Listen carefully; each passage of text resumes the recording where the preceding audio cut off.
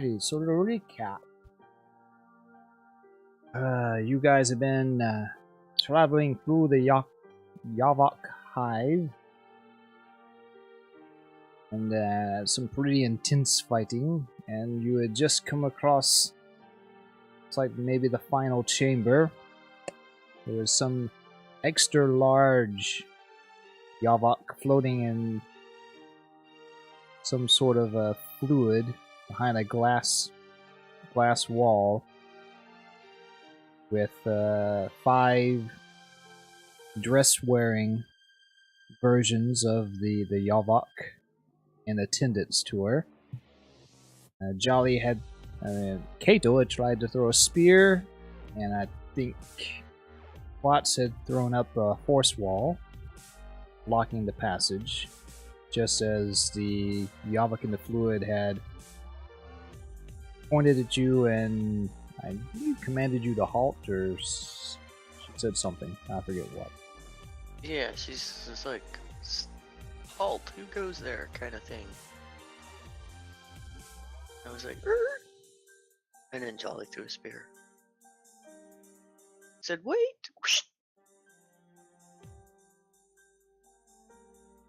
Really trying to make it look like I was being benevolent on behalf of the Yavok, but mostly I just want to seal them in that room.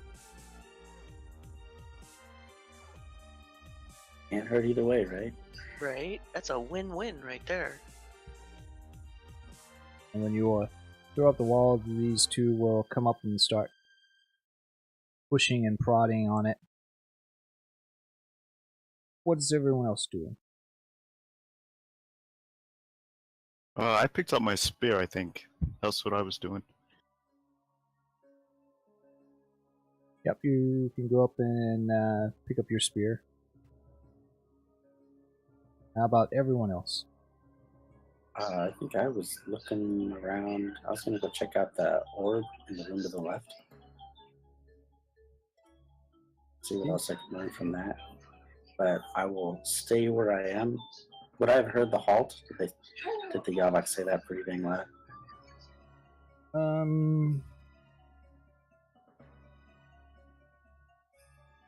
Roll me a difficulty 2 perception intellect check. Just to see if you were paying attention enough to hear it.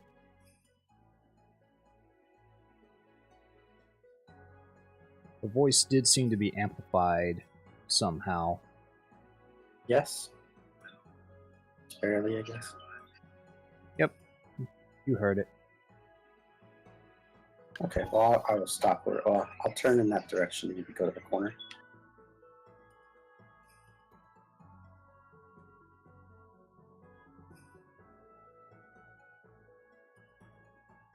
And when her people aren't able to get through, and it doesn't seem like y'all can get through, she's gonna well, the Yavok inside is going to kind of cross their arms and looking sternly in y'all's direction say, "Why have you invaded our home?"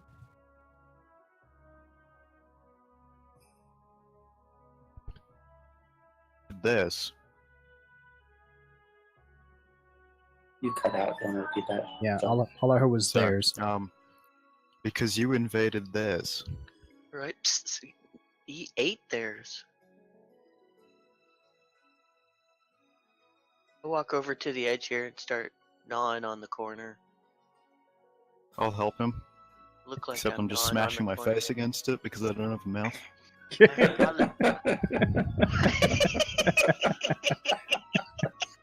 There's like a little pixelated gif of a mouth, like Pac-Man, on my face. And the Yavok will sneer and say, "The city dwellers left us no choice."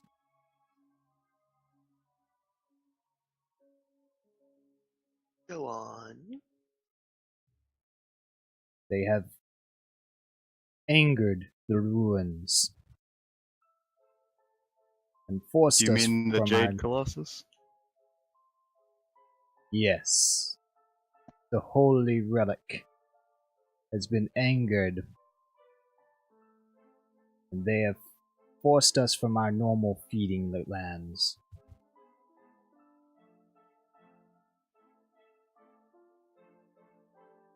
It is only right that they should compensate us for the pains we have been forced through.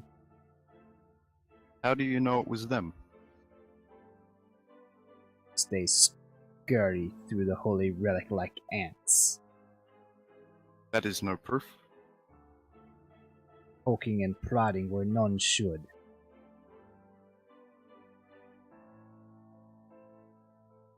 How is it you come to have knowledge of this relic?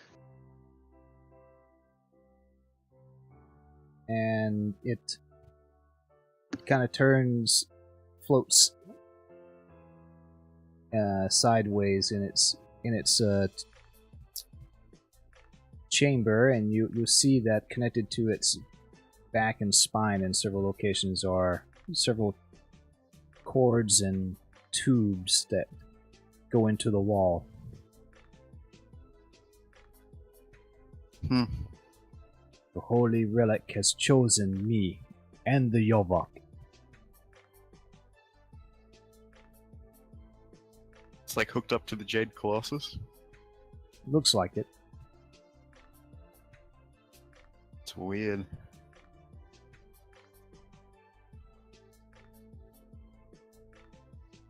I'm gonna use my Calevra tracker real quick. Okay,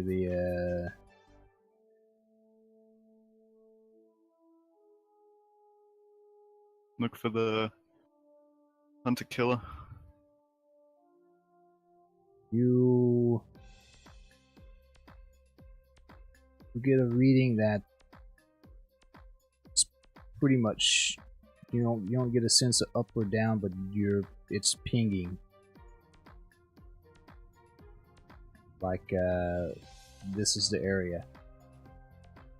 Like right here. Somewhere.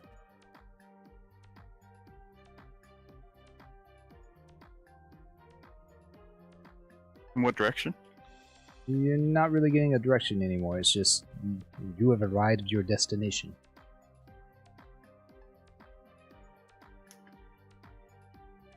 I don't know what that thing looks like because I've seen it before. It's not this guy, is it? No. It must be somewhere in here. Okay, just gonna start moving this way. Right, and remember, you want to be careful of those arms hanging out of the ceiling. Yeah, he'll move around them.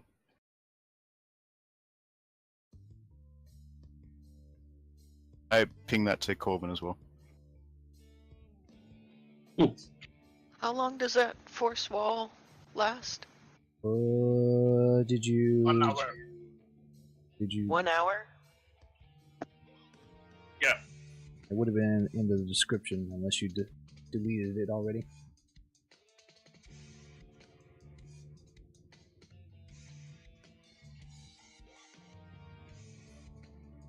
So you're gonna rest for the whole hour? I think I plan on resting. It's a good idea. If only I could. And during the rest of this time, it's going to tell you that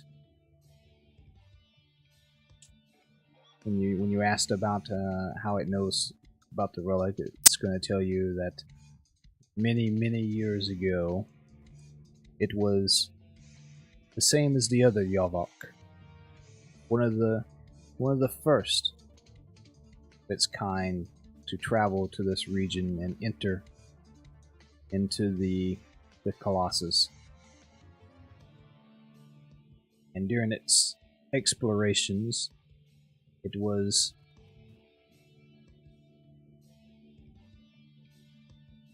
ingested by some of the machinery in here. It seemed Oh, great. So in- you're saying that the machinery around here will eat you? Yeah, I don't want to get grabbed by the tentacles. Okay. said it seemed to be intent on extending her life and capabilities. And she kind of taps at the pane of glass, though at the expense of her mobility.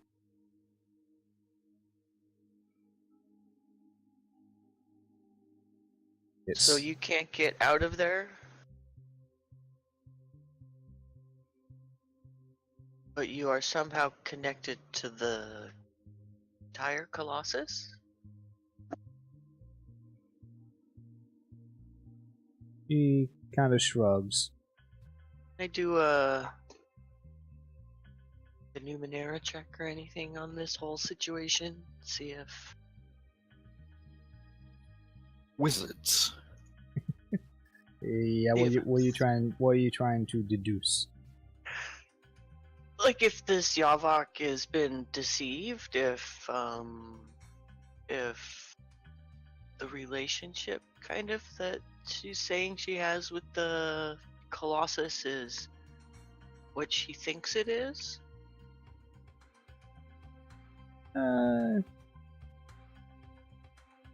Give me a It's like an insight check. yeah. Kinda is, yeah. Give But me I mean, a difficulty 5 intellect. I'll let you use the Numenera, which would kind of take the place of like history or. Nice. Best Yeah. roll of the day. Get that out of the way. starting it out strong. Just wipe the slate clean with that one. You rolled a 1 on your recovery as well. Yeah. Kato's not waiting around for this, by the way. He's keeping moving. Okay. I won't take that recovery if don't, you know what I mean? Like, what if we don't stay for the full hour? That occurred to me.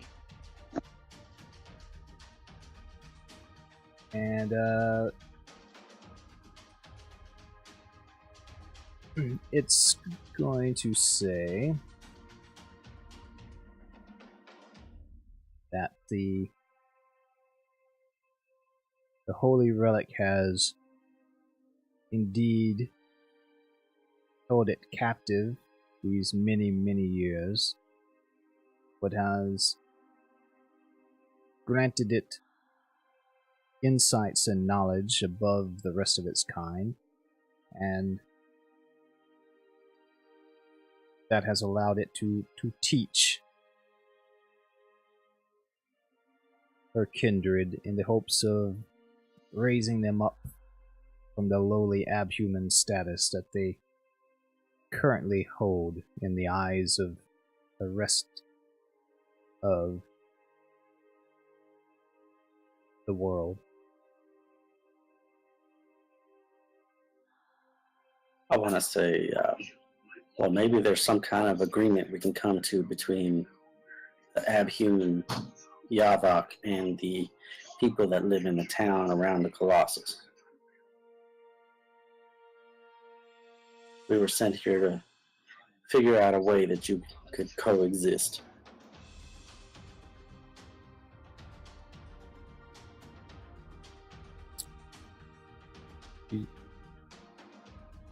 Yeah. Some of the other Yavok in the chamber looks back at her and they cry out, "Don't listen to them, grandmother. The humans are not to be trusted. They have scorned and spit on us every time we've met. They've chased us through the halls of the Holy Relic, and they've angered it and turned its creatures against us as well. We should rid them all of this area, so that finally we can be the rulers." I say, well, you're in luck. I'm not a human.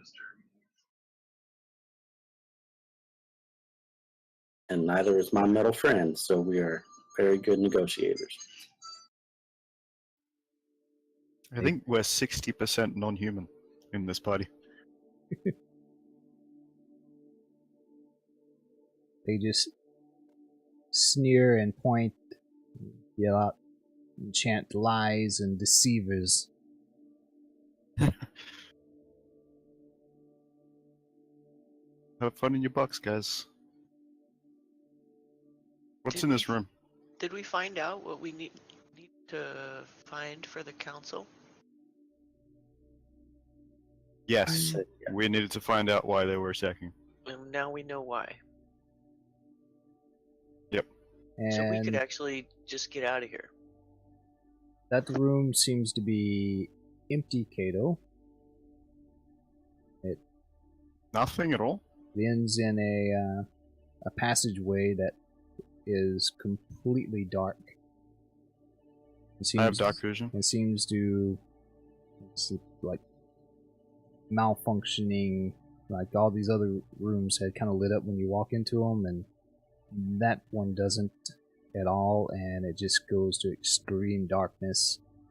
And other than seeming to go deeper into the Colossus, you can't really tell much else about it.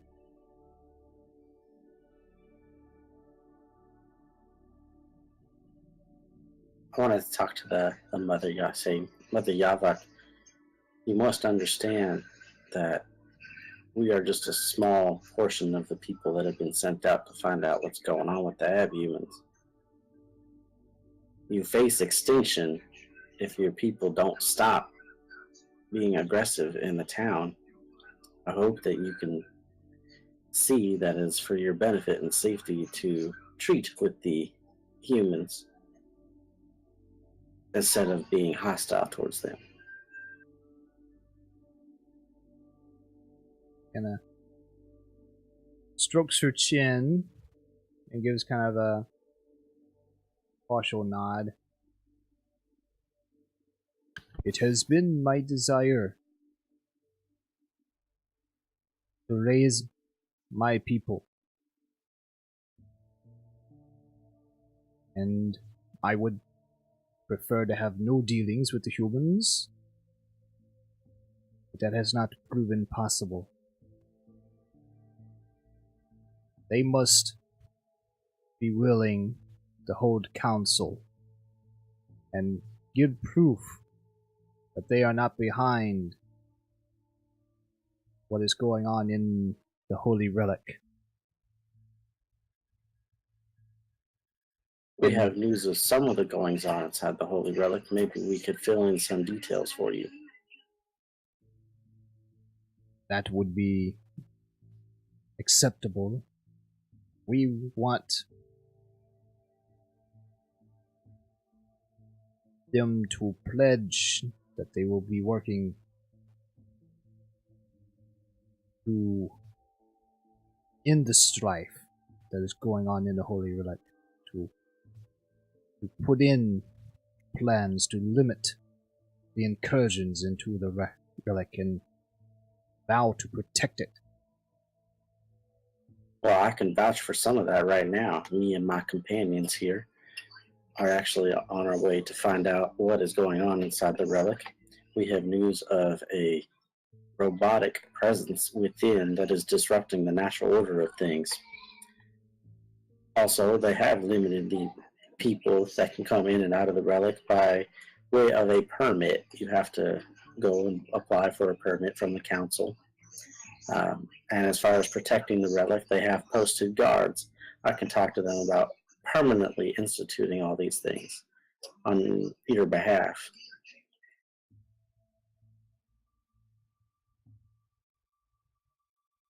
That seems to bring a smile to her lips, and she says, this is agreeable. My only other demand is that they forevermore vacate and no longer travel to certain areas that we have dominion over. They will no longer ridicule and prosecute us or seek to drive us from our chambers.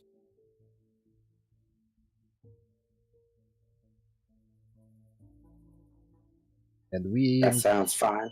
we in turn will not attack their town, nor harass those we come across, as long as they hold the holy relic in the highest esteem and do no damage. I think that sounds like a good idea.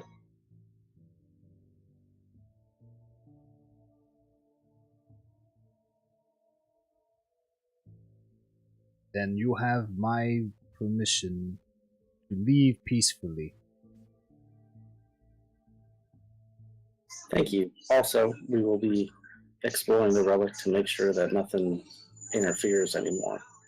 So, do we have your permission to go anywhere we must in the relic, inside the relic? You may enter the relic through the normal human means. This area is for the Yavak alone. Yes, I'm talking about once we're inside the relic, we will need to go wherever we must to figure out what is going on and to rid the relic of the evil within. We have your permission to explore where we need to. She holds her arms wide and says, "Child, you are within the holy relic. These halls, those that connect to the immediate areas of the holy relic, belong to the Yavak alone." Take that as a yes. Okay. Thank you for your time. We will be on our way. She just gives a This little force dismissive. field will be gone in about an hour. She gives a dismissive gesture and calls her handmaidens back to her.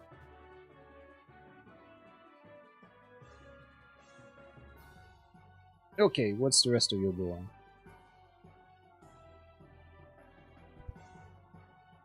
I'm just waiting around for Corbin to finish, and so we can leave this place.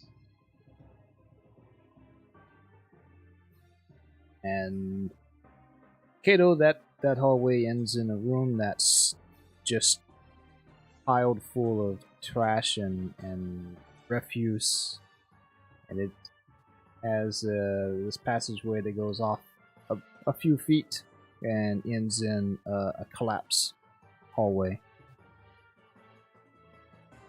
Okay, I'm gonna go back up to this one that you said keeps traveling on. Right. I'm gonna tell Corbin what I see, and I'm gonna start walking down it.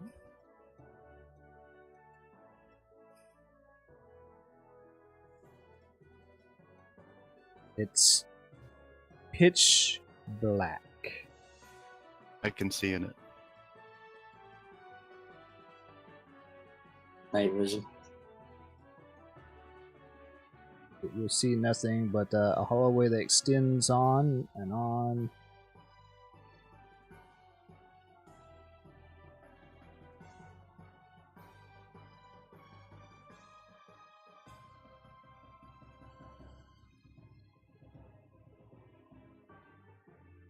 It seems to go on for a couple of miles.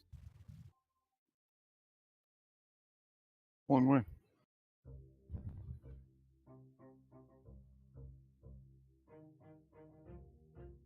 And then it eventually ends in a solid wall. Okay.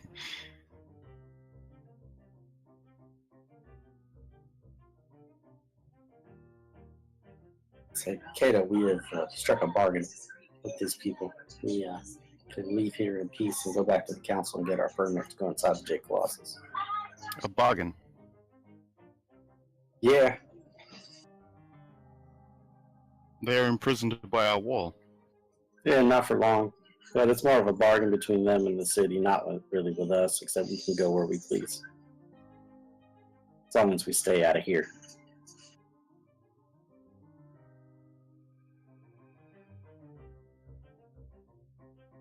Okay.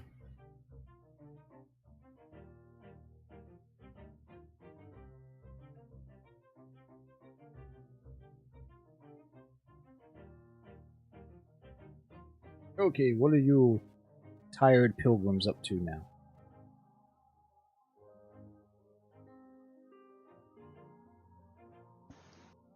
I like the idea of heading back. Yeah, Getting a bowl of noodles. How long was it for the way back? It Like was... 2 days or something?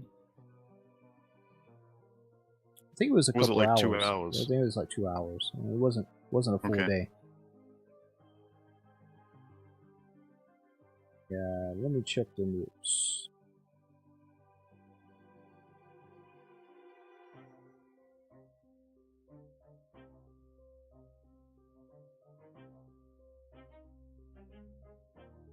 What number was the Yavok hide?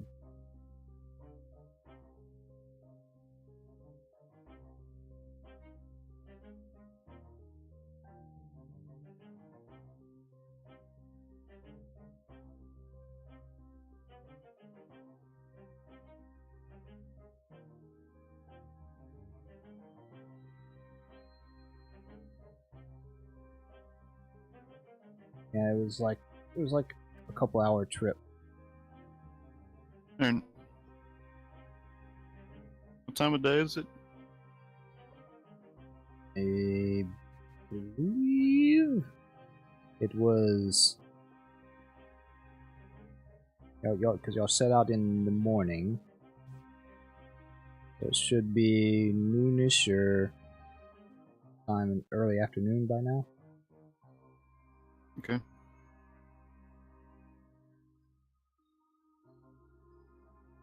Yeah, y'all are free to rest up here or do your rolls for your trip. You have the 1 hour one.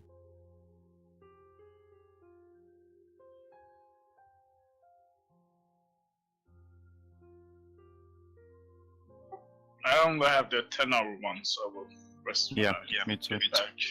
Okay.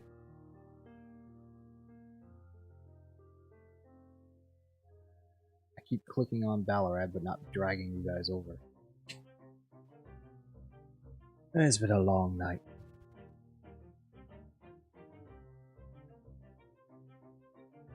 Okay, so your travel's pretty uneventful. You'll get back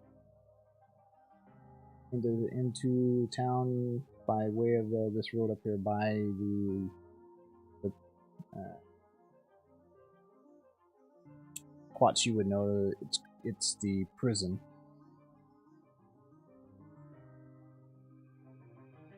Is on the way towards your inn that you're staying at.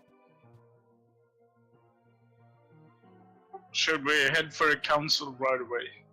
So we get a permit today, and tomorrow morning we can go to inside. Yeah, that sounds like a good idea.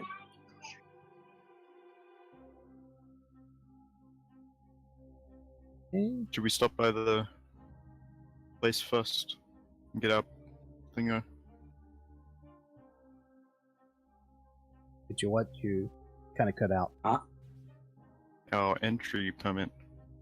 Yeah, that's fair. I'm just saying. Yeah. Oh, sorry. Yeah.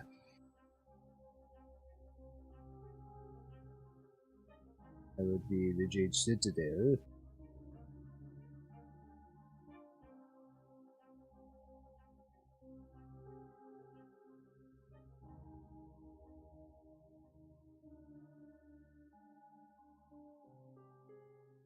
So when you get into the courtyard, there's actually a couple of guards posted here at the door, and they'll ask your business. we have returned from talking to the abhumans, as the council requested. He gives a crisp salute. The heralded adventurers return. And he's like, please follow me, and he'll set you up inside the waiting room here, and I will inform the council of your return. Please wait here. He goes off, and he comes back in only a couple of minutes. Unlike the long wait that y'all had to wait the last time. And he says, the council will see you now. Will please approach the chambers and give your accounting of the events.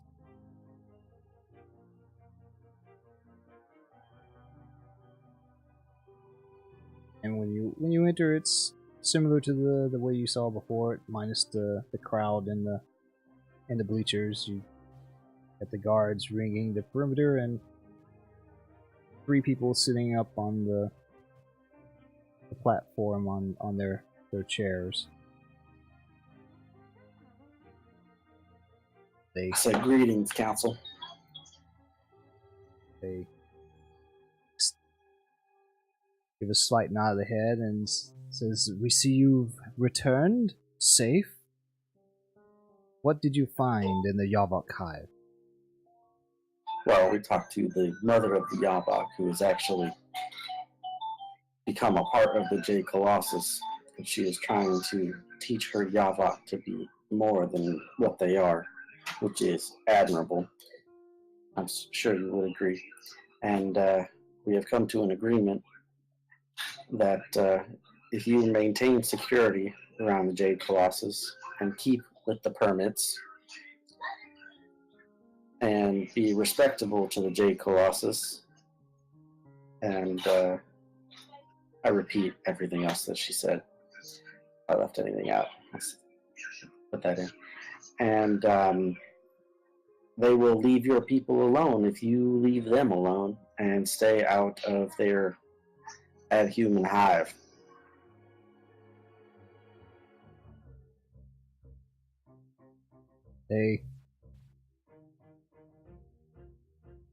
They put their heads together for a minute and mumble, and one of them kind of grumbles, and you hear a lot of racial slurs being slung.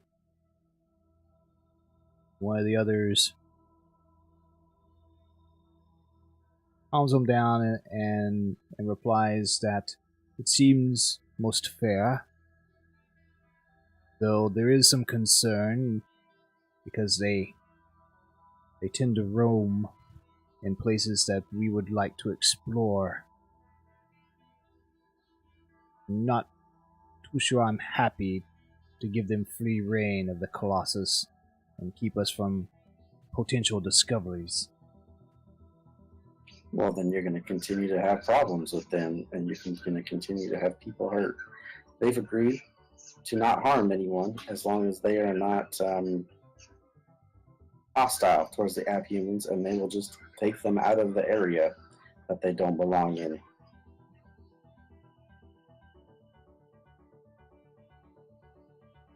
The lady in the center says, very well, we will do what we can to enforce the edicts we have already decreed, though there are some, the heritors primarily, who do not believe we have any jurisdiction in these areas, and they have their own ways of entry. Well, I suggest you send a message to the abhumans and let them know that you as a town and city and the folks here will have nothing to do with them, and that the abhumans can take care of those individuals as they see fit. Yes. We will have to set up a more permanent delegation, it seems. As distasteful as it is, we will have to continue contact with these beings. You have done admirably in what we have asked for. So, and she kind of snaps or her hands, and one of the guards comes up, walks up to you, and presents you with a bundle that, and he says, "These are your permits. There will be a clerk outside that will see to your needs to make sure that your signatures are applied where they need to be, and we will also ensure that you are given the proper pay that you was agreed upon setting out on this mission, and the council thanks you for your service." Thank you. I hope you have a wonderful day. And they wave you towards the north entrance.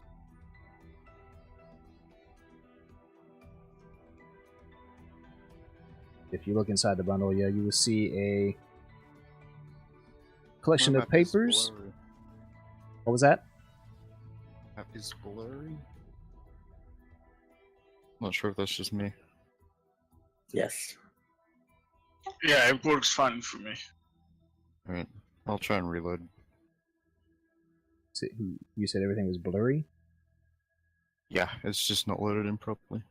Hmm. It's alright, don't worry about it. It was a little blurry for me when I first brought it up, but it snapped in. And a little rusty because I didn't have a chance to rewatch the episode. I'm been trying to get the past 2 episodes uploaded to YouTube, and they won't upload from Twitch for some reason. So, do you remember how much money it was? It was 200? No, we it was 200, but I think we 2,000, I think. You mean Jolly? It was 2,000. right. But we talked them into 3,000. Yes. Exactly. We almost didn't. They almost didn't go for it, but then they did because of something fantastic that you said. Yeah. My memories was leaning more towards the 200. It was I'm 300. pretty sure we talked We into talked about 300. we talked Yeah. about Yeah. 300. Okay, I do remember that. so inside you'll find the 300 gold, or shins. Gold! Oh! That's new. The shins. No, there's a bunch of toddler shins chopped up in the bag. I'm pretty sure that is a band. Right? Every time you say the shins, I'm like, a song needs to come to mind. I don't know how they came up with that terminology for coinage in the game. Shins. That's 60 Maybe they piece. really like that body part. Who knows? I don't know. Maybe they were kicked in the shins a lot as a kid. And yeah, outside here is a mousy-looking, balding person. Though they're balding, they look like they're way younger than they should be at the stage of having balding hair. And wearing a light blue robe, and he was sitting down on the floor. And when you come out, he jumps up and seems a little nervous. He's wringing his hands and yes. Good. You're here. You're ready. I see the council has finished with you. I am to make sure that your permits are notarized and that you have gotten the proper pay. I see you're counting through the shins now. Yes, good. You got the pay. Yes, it's yours. please follow me into the library. We can see about getting all your papers signed in, and I can inform you of any questions you may have about the Great Colossus and the ways of the adventuring folk. And yes, any info you need. Any info at all. And he goes into the library and motions you all to have a seat at the nearest table, and he joins you.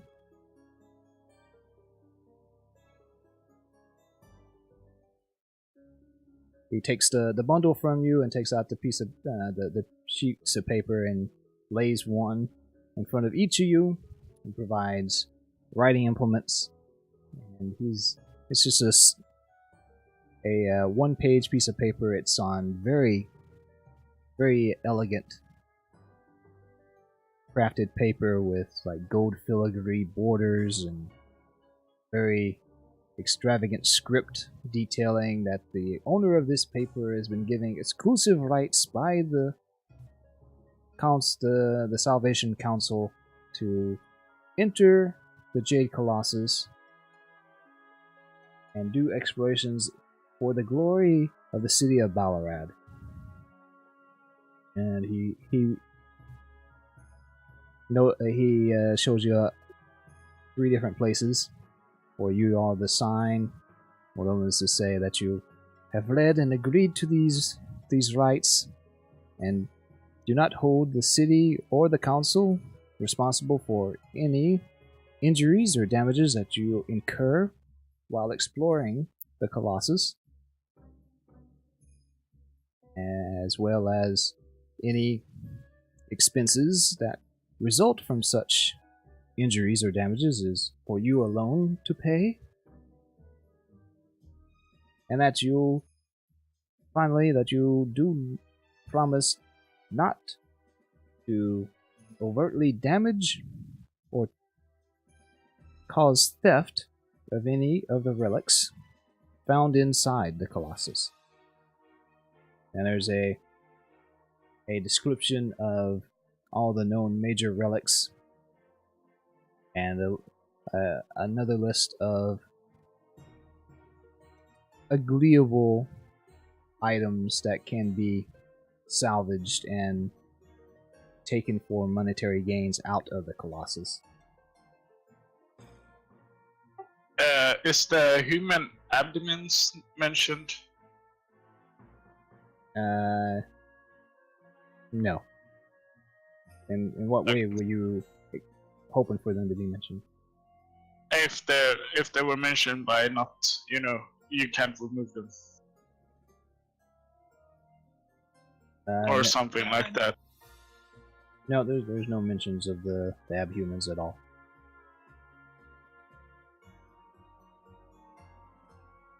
Okay. I didn't mean the abhumans, the abdomen. The human parts, you told me about some time ago. Oh, those are the relics. Okay. So we can't remove them, right? Mm-mm. It's one of the biggest arguments that the Heritors and the Protectors have against each other. The Heritors want to profit from the relics and have been trying to steal one out.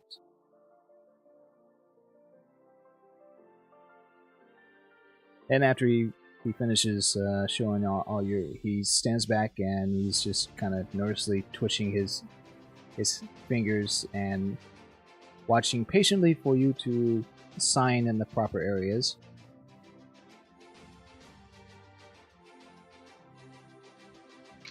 I will tell him I have trouble signing. He has to help me.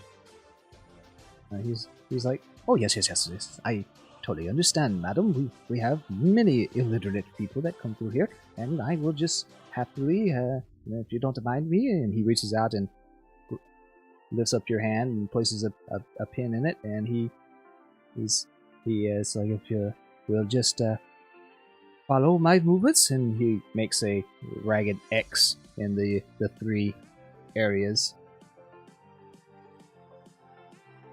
We don't need to put our names down, we just have to put an X.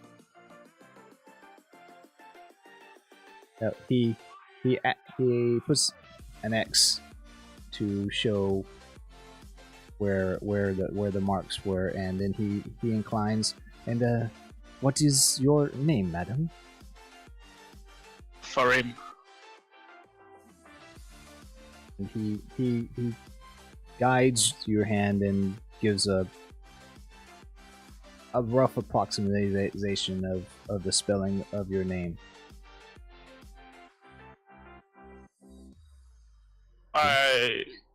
I just follow him. Do what he showed me.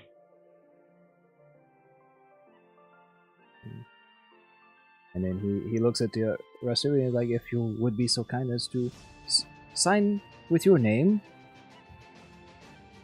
we can get on with the next stage of the orientation.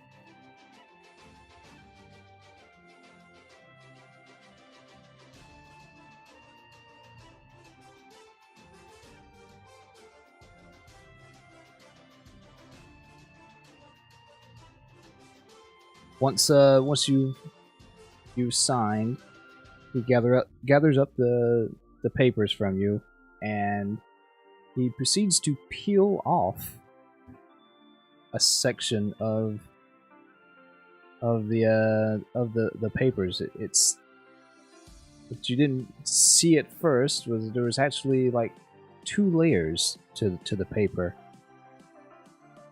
And he peels off is a very, very thin top layer of the paper that has kind of a ghostly image. It's almost kind of like transparent, almost plasticky type paper, but it has all the information on it in a slightly glowing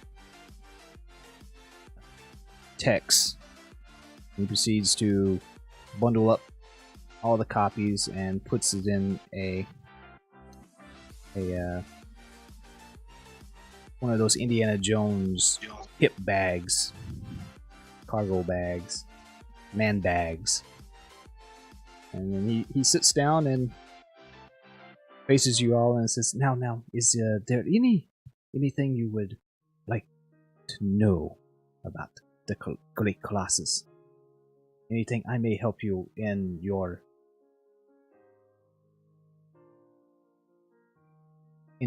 explorations?" And he kind of waves at the library that we have acquired a lot of knowledge, and scholars have written many tomes over the last 5 years on what they found.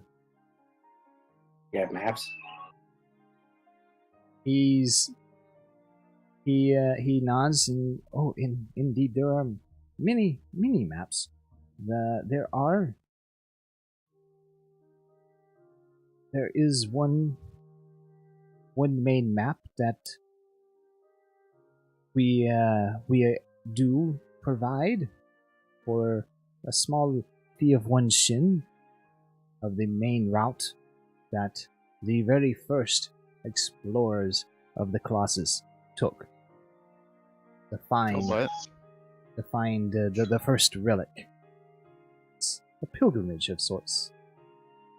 I think Kato and I say, think you can download some of these maps? That's a good idea. I don't know if I can do that. Can I try that? Let's see. Would it be just intelligence checks to memorize it? No, you had done something to trying to memorize the. That was one of the arms, I think. That we commissioned.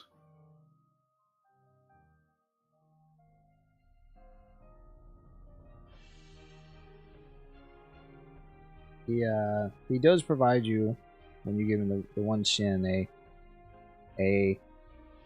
it's kind of like those tourist maps that you get, like when you go to Six Flags or Disney World or whatever that has like the map of the park.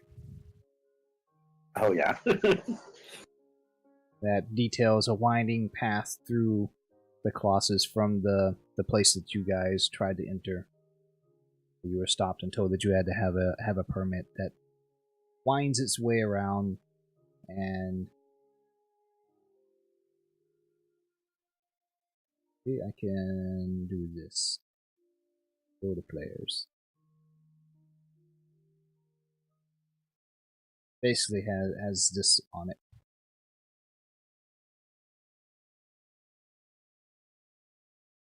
It's not, Okay, then the lines on the inside are part of the map. it doesn't HEGB. it doesn't have a lot of detail, but it gives you the general directions of how you can go about getting to the let's see, the first one. This map probably only shows you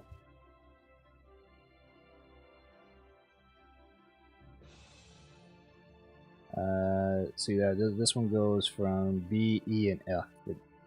So it shows you the way to get to the mouth of Exaltation. How long does it take to travel to the mouth of Exaltation? And he says, yeah, well, it can vary from trip to trip. Things don't necessarily change inside the Colossus a lot, but there are many variables. It is quite a long journey, though. It could take you a couple of days of winding the hallways. As you can tell, I'm quite sure that this map is not to scale, but a general guide. There will be many side passages and twists and turns, and on occasion, some tunnels do take damage, collapse. Occasionally, another one may open. There are entities that work and live inside the Colossus that we don't quite all understand. But Rana's Way has, for the most part, been the most safe and secure passage that we've known since we've traveled inside the Colossus. In fact, the mouth is probably the biggest and greatest of our features and pilgrimages for new visitors.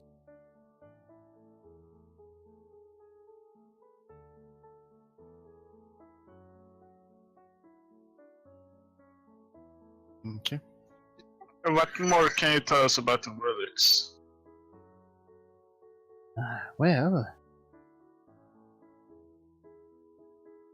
he says there are quite strange. They seem to be humanoid appendages. I've already mentioned the mouth, but they are not normal sized mouths, or appendages, I should say. The mouth itself is a very huge approximation of lips that are parted open, sometimes in what could be taken as a silent scream by some viewers, other times as a condescending sneer. It moves and changes and does seem to speak. It's made out of some sort of emerald, greenish, jadish metal and synthetic material, but yet it moves almost as if it was living flesh at times, and it has a tongue of flame. Yes, many have spent days sitting and listening to the speech that comes forth from the mouth. It's quite rare for it to actually speak in a language or what could be deemed as a language that others can understand, but some do gain insights, and some come away forever touched and changed by the interaction with the mouth. I know what triggers the change.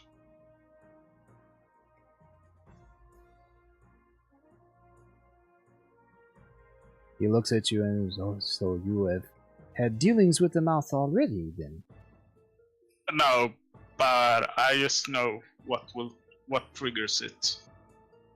If you carry one of those special rocks, I can't remember the name now. Those worth a lot. He nods. Oh, yes, the Midnight Stones. But you will find that these stones are most precious and also quite dangerous inside the Colossus. They do power and trigger many things inside it, and you should be wary if you find any. Though they are held in high esteem by some members of the city. If you carry one of those Midnight Stones towards the mouth, the relics, you will trigger it. So it might be good to warn people, since it may have unwanted effects.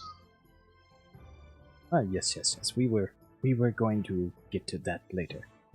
I am so happy and glad that you have brought it up. It says, beside the mouth there is also what is known as the Hand of Fury, the Eye of Transcendence, and a few others, but those are the main ones that people have visited the most and dealt with and gained wonders and insights from.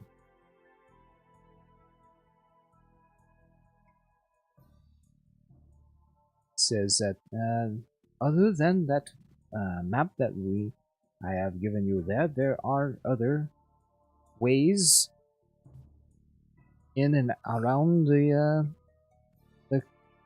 Colossus and to some of the other relics I've mentioned, but you will find that explorers tend to try and keep such knowledge secret and unto themselves, and only part with it in the most extreme of cases. I will try to use Coke's information on him to make him reveal any secrets door to enter the Colossus, if he knows. He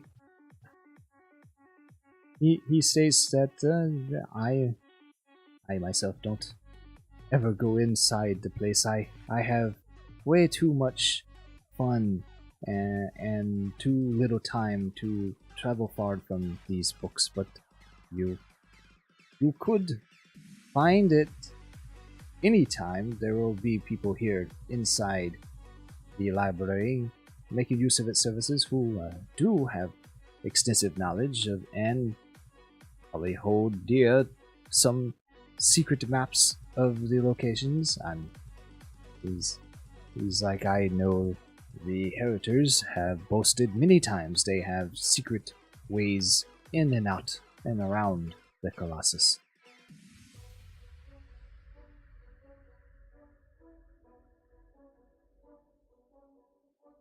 And Okay. he stands up and is like, I believe that covers the most basics of the information that you should need, and if you ever require more or you want to peruse the library, there is a small fee of 5 shins for the day that will allow you access to all the books here, all of which must remain in the library. There are also private study rooms you can rent, as well as workshops if you are more of the engineering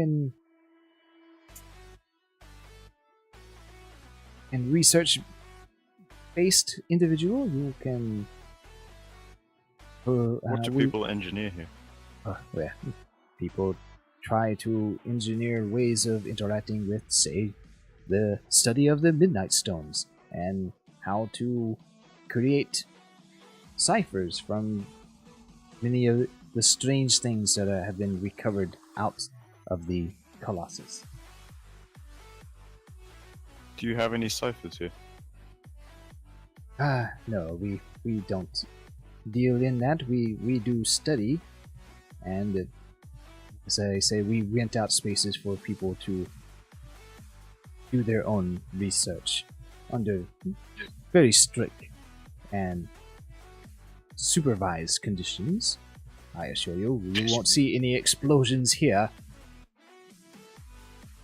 Do you know where to buy ciphers in the city? He waves his hands. No, there is several markets I heard. And sure that you can find some street waif for a few shins that will gladly take you around and show you the most seediest of places, including where to buy all the adventuring needs you adventurers use. Oh yeah, we already got one of those. Or we could just adventure and get them ourselves. It's a great idea. Are we gonna rest before we head in there? Yeah, I think so. We're not going until tomorrow. It's like Because I midday. have 3 intellect right now. Yeah, it's like evening now, so I think it's best to wait for the morning. And all of us are pretty roughed up. Yes, that was a lot of fighting y'all did last time.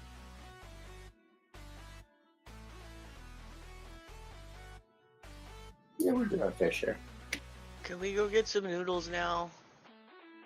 Yes. You said it was around noon? Probably about Uh, 3 o'clock or 4 o'clock now. Yeah, Numenera Day's a little longer though, right? Yeah. yeah. It's around mid-afternoonish. I'm gonna pay him 5 shillings and I'm gonna study in the library for, I guess, the rest of the day. All right. Find some other maps, maybe make some sketches. I'm gonna go to the pet lady and retrieve Lacuna. All right. I will see if my arm things are completed, and then I will go back to the inn with Quats. That's Okay. where Quats is going. Noodles. Kato, find out Let's if go get mine's some ready noodles, too. Kato. Come on, big guy. Have you acquired Noodles. the money? Yeah, I'm loaded. Now, We all, Kato, when we get the noodles, you gotta be sure to do this. Actually, I'm gonna go with Kato first. That sounds like a good idea. Okay. Noodles. we Ooh. split the 300, right? So we all get 60 each. Yes. Loaded. Quats has never been so rich. She's packing almost 100 shins around. Oh, it's noodles, noodles, noodles for days. Noodles, a round of noodles for everybody. That's at least 6 or 7 bowls. Add additions to T-Bone. Okay. I already gave it to him. It's got double. You should have 90. Yeah, when I looked, he had 30, so. Yeah, so you should have 90 now. He has 90. It's all good. Okay, so, Ferrum, you're able to retrieve your dino buddy with a little hassle. I also, since I have a lot of cash now, I want to ask how much it will cost me to settle our debt, my debt to her. And $1 million. she likes Million she likes. shins. How much money do you have? 3 shins. Uh, More than 10, less than 200. It's vague. She Yeah. 199 shins. she's like, well, your little darling has quite the appetite. Though she seems to have stopped growing at her current height of about 5 feet. So it seems the magical advancements on her aging has ended, and she shall age at a normal rate from now on. He's like, I say 65 shin should cover the cost of boarding and feeding. Also for the help you did with for making it grow faster. Oh, yes, that's right. You were supposed to come back with that. Let's add another 25 for that. 90 shins. That's crazy.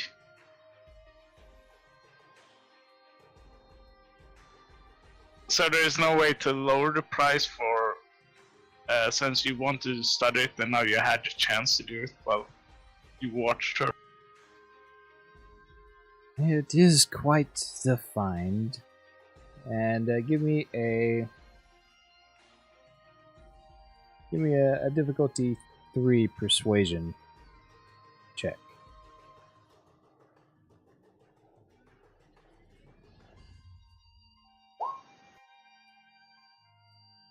She's like, how about we take 16 off of that price? 74. I have 73. Keep talking. He's like, now, let's not nitpick here. Oh, this is a fascinating beast. It is quite a handful for boarding, and as I stated, quite ravenous in its appetites. Yes. Had one caretaker almost lose, well, most of her whole arm, the poor darling, and she wasn't fast enough to drop the food and retreat. I'm not sure Lacuna would do that with the timid perk. She wouldn't be aggressive. Animals are hungry. Yeah, but Lacuna isn't aggressive. Timid for a velociraptor. Yeah, but still. You I don't know. I did a lot of time in veterinary critical care. I could see a even After the most taking- timid of beasts, when it's feeding time, isn't to be dealt with lightly.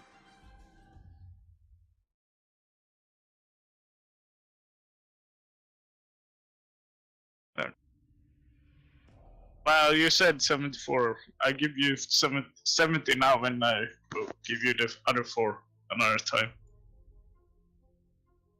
He's like, very well. I am sure we will see each other again. Yes, I will keep my word. That's why I came back.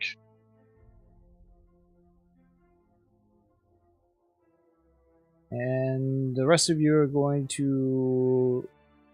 What is this? Chevelle? Sheldon. Sheldon? Shelvin. Yeah. Sheldon. Shelvin. Just wanted to check if it was ready. And you guys did the rolls already, correct? Yep. Yep. I thought, and you have all of the money that he requested? Yep. So he's on N. Where is it?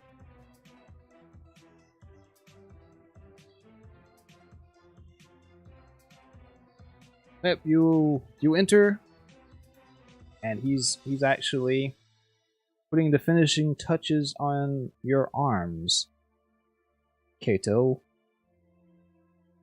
Wasn't it supposed to take a week? No, just He a said a couple couple of days. days. Okay. I think he said it could take up to a week depending on what all you needed.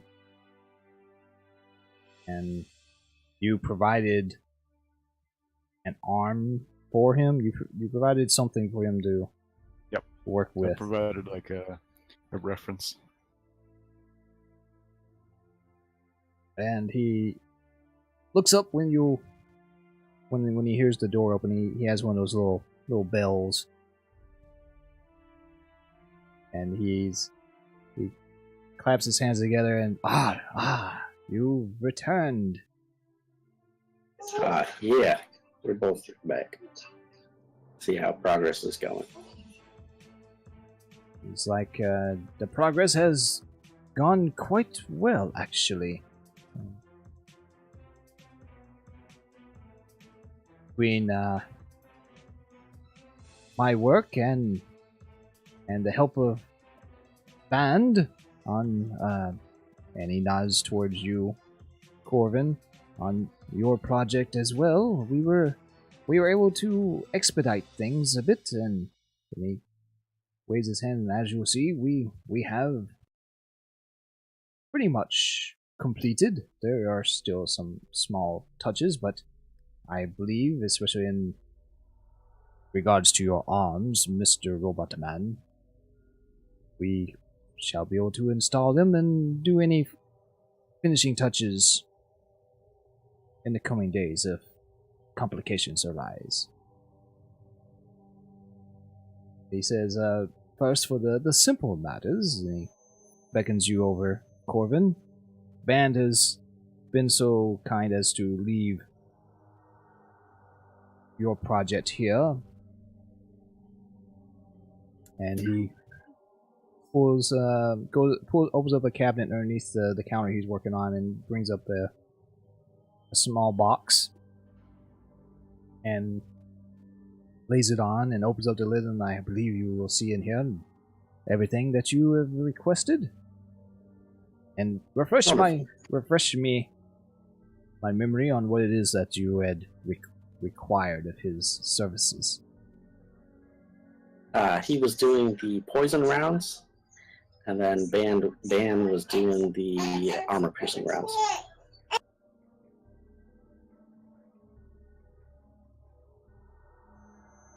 Okay, so the poison. What was the damage before on the poison? I believe you had that written down.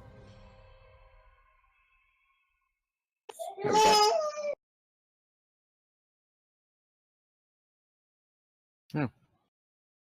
+3 speed, +4 might, ignores armor. It's cost me 1 round to dip him.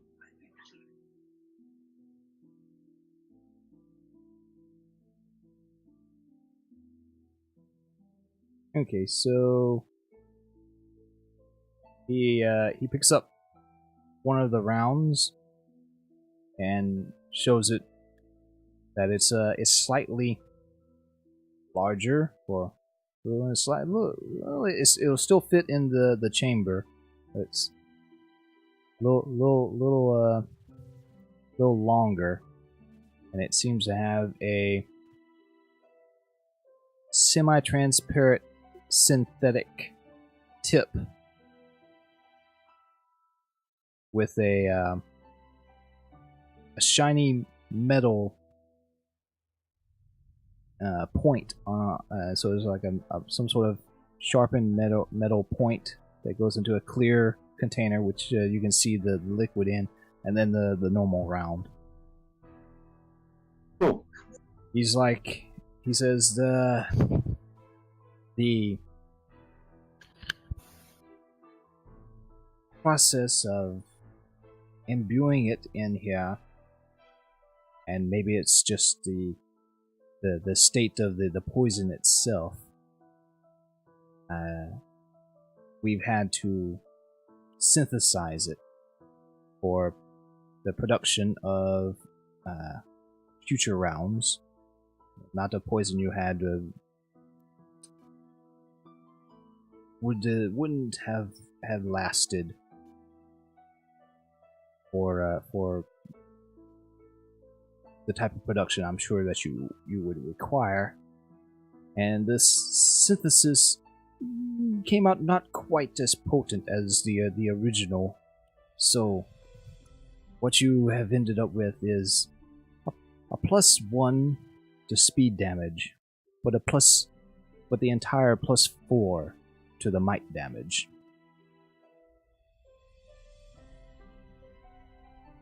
That sounds fine. As far as the technical aspects of it, and he has provided you with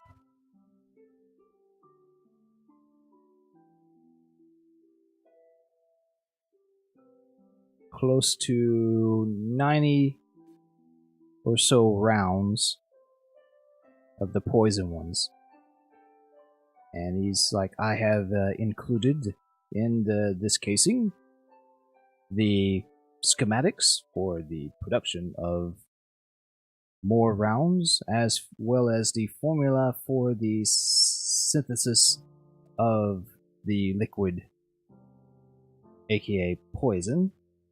Either you or Wonderful. someone else may be able to, in the future, provide you with. And the armor-piercing rounds.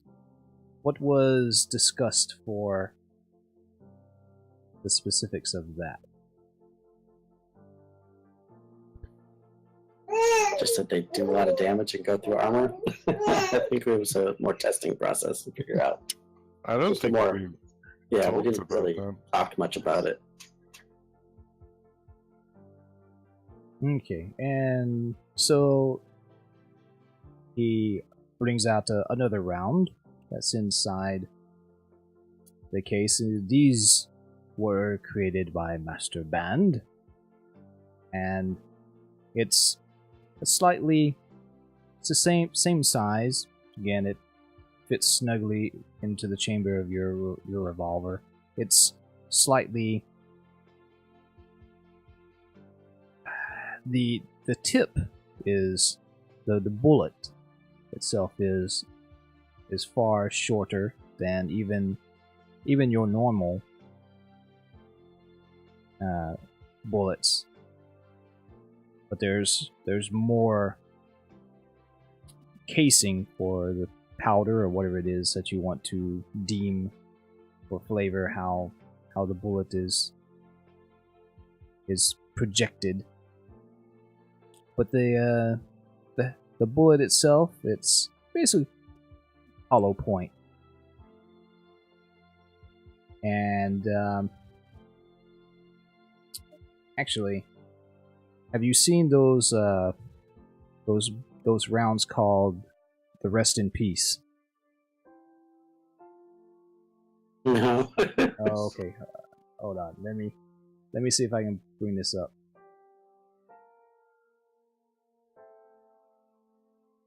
Looks delicious. I'm really hungry now. Yeah, I was just thinking the same thing. Damn it. Okay. Doo-doo-doo-doo-doo. Let's just work with an image for now. Boom.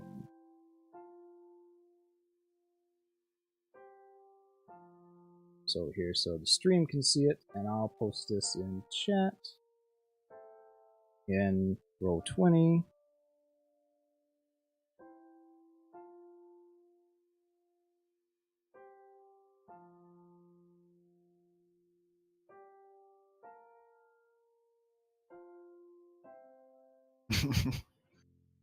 So when you get time, look up Looks like a grenade. this bullet. This is something that's actually very recently been created, and it's, I believe you can purchase it. This thing turns your bullet into basically a shrapnel generator. Upon It's impact, a grenade. each of those prongs break off and go in different directions and just shreds the target's insides. Cool. How much damage does that do? And yes, when you see the video of them shooting into some of those jail dummies, you're gonna wince. So these bullets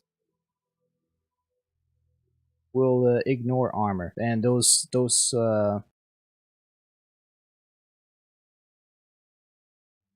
poison ones. Did he? Was those supposed to ignore armor as well? Yeah. Okay. So this one will ignore armor, and it's. You know what? They can't really make these be better than those other ones. Let's say that those other bullets give you the speed damage, but not the might. But it ignores the armor, and then this one ignores the armor, and it actually does 5 points of might damage. So the poison ones only do 1 point of damage.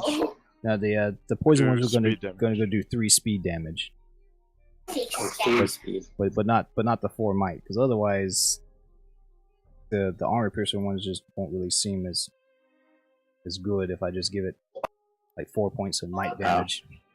Why don't we just combine them? Instead of doing the hollow point, we'll just leave it. I did say that Just they easier. worked. I did say that they worked in conjunction. So yeah, we could combine Yeah, them it's into, just into one round. Armor piercing, and it does the speed and the might. So that There. that hollow area in the center of the rest in peace. That's where the capsule with the poison is. Yeah, that makes sense. I don't really need 2 different kinds of ammunition that do pretty much the same thing. That would be kind of hard to maintain. And it probably would make sense that they Yeah. would collaborate. And would probably be more inclined with his way of creating wonders of creation. And plus, I really like those rest in peace bullets. I want to see you use them. And Kato. Yep. Your arms. Refresh us all on what they were supposed to do and how you wanted them hooked up. So they're like connected to the back of his shoulders, like I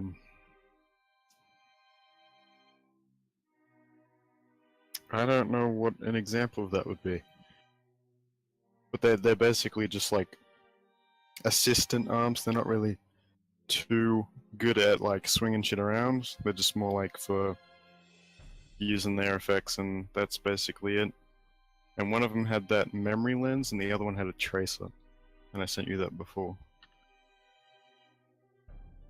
How long? Say like I kind of envision them like they would be like built into your arm, and on like the back, I the had back end. I had thought of them as extra limbs, but they were thinner. So they weren't like if they got damaged, then they would probably. Yeah, see, way I was Probably have to repair kind them. of picturing it was like they were kind of like the outer back. They would be. He would do some modifications on your arm and basically attach what he made into a crevice, a trench that he would dig into your arm, so that when they were not in use, your arm would just look normal, and then they would pop out and do double jointed joints, kind of like Grievous. fold up over you, over the top of your shoulder and the front of your arm, and be able to reach and manipulate whatever it is that you wanted them to do, whatever they were supposed to do. Like, you mean like General Grievous from Episode 3? Yeah, kind of like that. Okay, that works. And the memory lens. Let's see. You sent that to me through a PM before, right? Yep. It's just above the The token. Yep. The last token I sent you. There's 3 links there. so But there's only the tracer. first 2.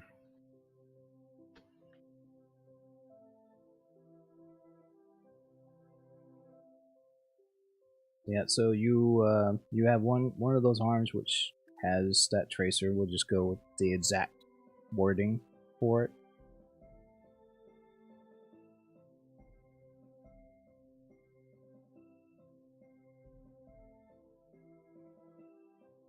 And pretty much the same thing for the memory lens. He spends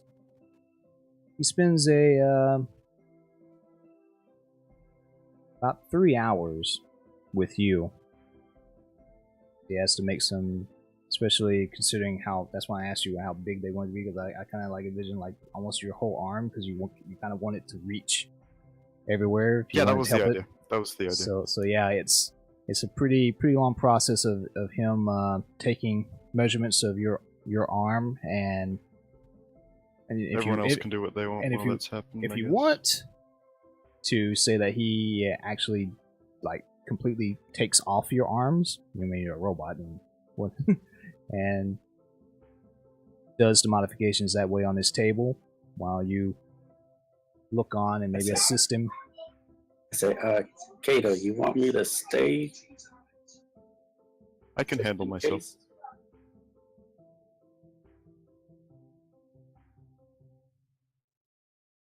Alrighty. Oh, I owed him 60 since I gave him 40. Okay, yeah, he'll gladly accept your payment. I give him what I owed him as well. He thanks you, and yeah, it takes about 3 hours, and it seems to be pretty flawless work. He had somewhere found some material that almost exactly matched what your arm was already composed of, so that when it was when the process is finished, you can't even tell where the seam is for the new parts. And he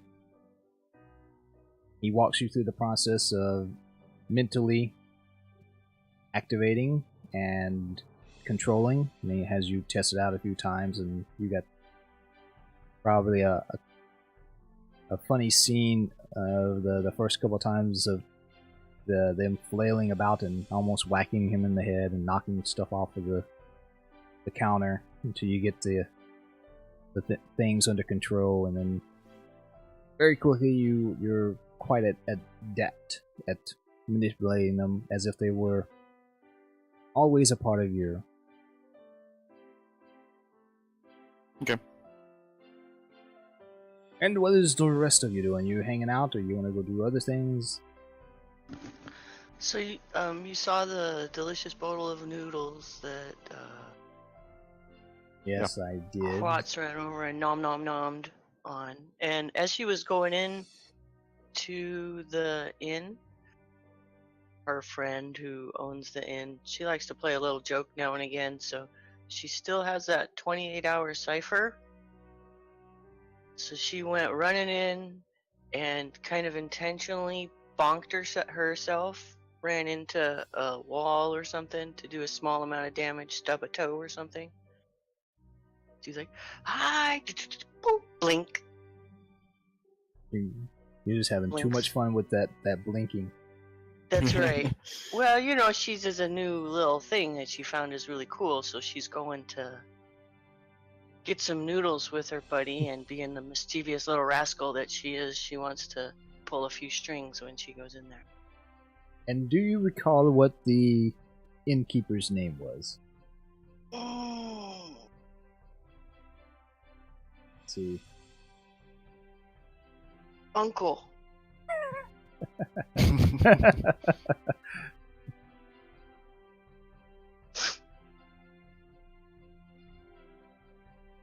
No, let me look up the notes.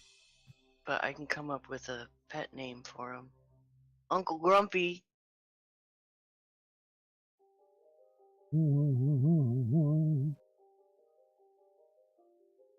Wasn't he super fancy or something? He was the Kind the of down bearer, homey to me. I the think. bearer of a man. I remember him. He Oh, was right. quite boisterous. Yeah, this place has 3 floors. Ah, Curran Blue Lake. Grizzled man who looks like he'd be more at home on a battlefield, swinging a weapon than in hospitality. Curran Blue Lake. So, you come in, and the minute he hears your voice, because you pretty much come in screaming every time. Right. Current, like from like 20 feet out of the inn. Like I start yelling as I'm 30 feet from the door, you know. And Current, I'm rich, Current. Oh my gosh, adventure.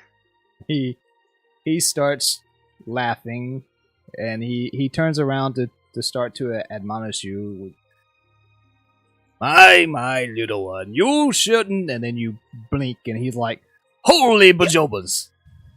By the great relic itself! What fiend has taken the little one from us?"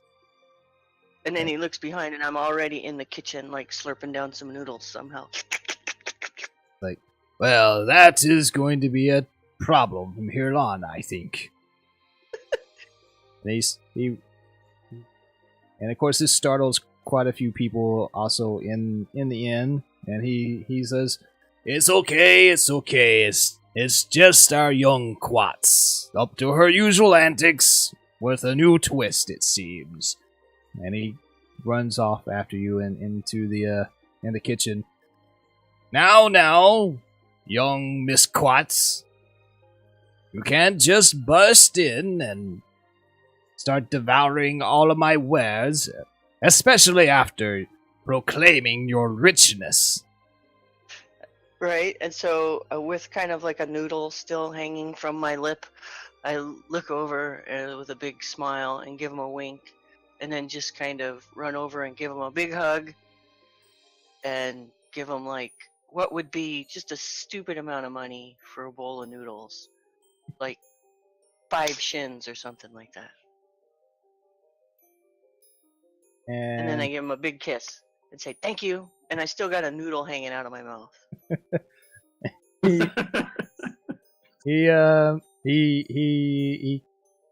He tries to turn away from your kiss, and he's like finning you off. He's like, "Well, now that'll be quite enough of that." And he's like, shakes the money and like, "This is most appreciative. I know you haven't always been able to pay, and we have looked the other way, but your patronage is always appreciative. So I assume your new friends that you were with earlier has been a good change of pace for you." It was crazy. I got really hurt, but I feel a little better now. But we killed so many Yawaks, they were really tough. And then there was this big Yawak, she was floating, and she said halt, and I had this wall, and I went woof. And then we got a peace treaty. It was crazy, Uncle. I gotta go. Bye. Yavax! Bye! Okay then. And he just yells out, "Be safe! And Right, watch and out!"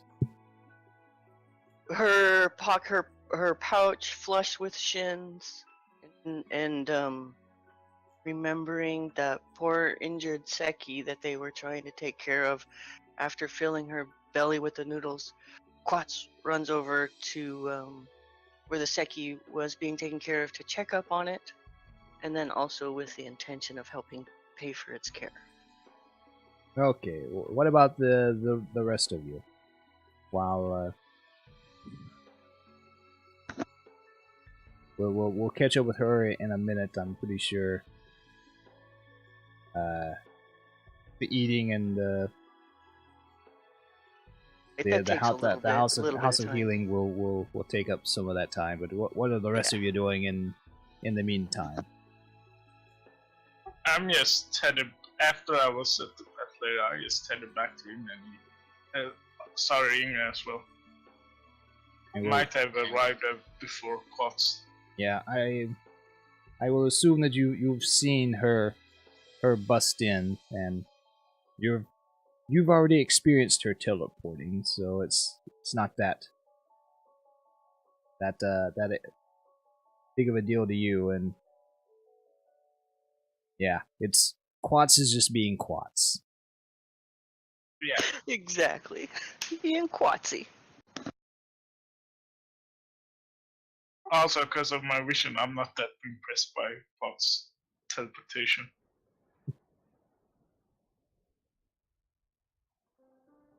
All right. How about Corvin? Did you stay through the whole process? No, I went to I'm gonna go to the library. Right. And yeah, you meet the same mousy guy, Mr. Jitters. And he walks you into the library, and there's about a dozen or so other people in there, all walking amongst the tomes, taking a book here or there, reading, taking notes. Some a librarian and go into one of the reserved rooms, and you don't see them again. And he's like, "Yes, so what is it that I can help you with for the I'm rest of just the here day?" to do a little research. Very well, very well. We can certainly accommodate that. And what area of knowledge is it that you are wanting to explore amongst our tomes? The Colossus. Yes, that is pretty much the majority of what our books are on. And any particular area? I was gonna look at maps and maybe at some of the artifacts. Yes, well, we have several of the artifacts on display outside. I'm sure you've seen them as you walked inside our great structure here. And as for maps, well, there is the maps that we've given you, and well, there's not very many detailed maps. As I stated before, the majority of people that go exploring, they do their own map making and they keep them close to heart.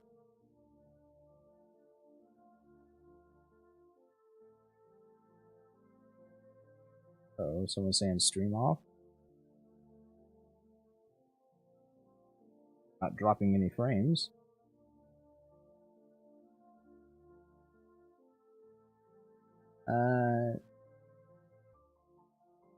Fun. Saying they can't see the stream. I guess I should check out my own stream.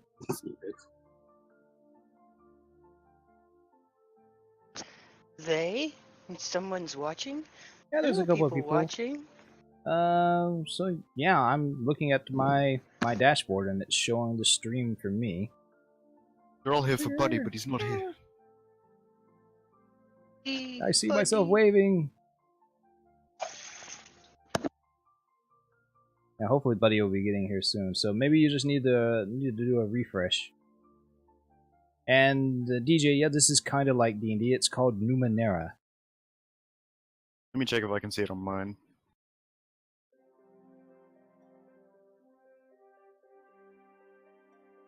And actually, that's a list of the players for this game.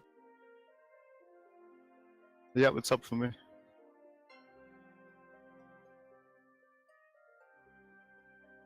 case you're wondering who our wonderful players are, those are the list of the player names and their class descriptions. And let me know if it doesn't work for you, Riz. Does he want to know who's playing who? Is that the question? No, they wasn't seeing the stream. Rizzy, Rizarumma. So he's like, yes. So well, you can find some more information about the various relics, like the Mouth of Exaltation that I briefly covered. As far as maps, you may not find very much more information. We have tried unsuccessfully on many occasions to acquire maps of the explorers, but other than the main relics I have detailed, very few are apt to give out their treasured info. Well, thank you for your time then. I guess I'll just take a look at the relics.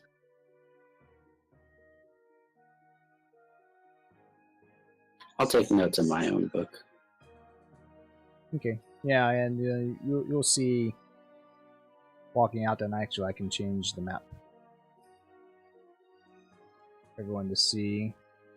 And all along this outer area outside of the council chambers are tables and racks showcasing various bits of entities that's been taken out of the Colossus.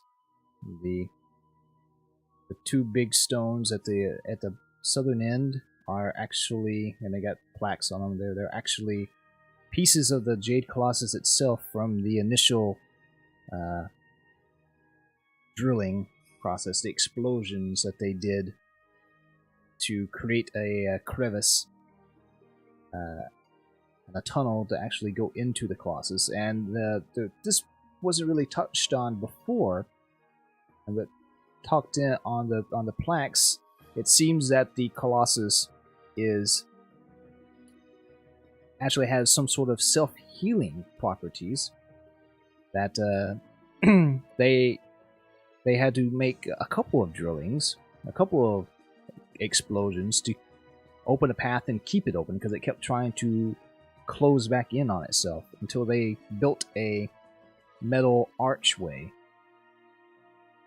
And once a foreign object was produced inside the crevice, it stopped trying to close. They stented it. These two pieces were from the initial explosion that projected fragments away from the Colossus, and they were able to cart them off with quite a bit of effort, and have been studied by the priests and scholars of the Protectors.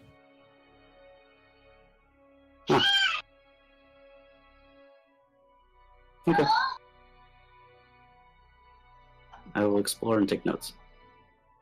Righty.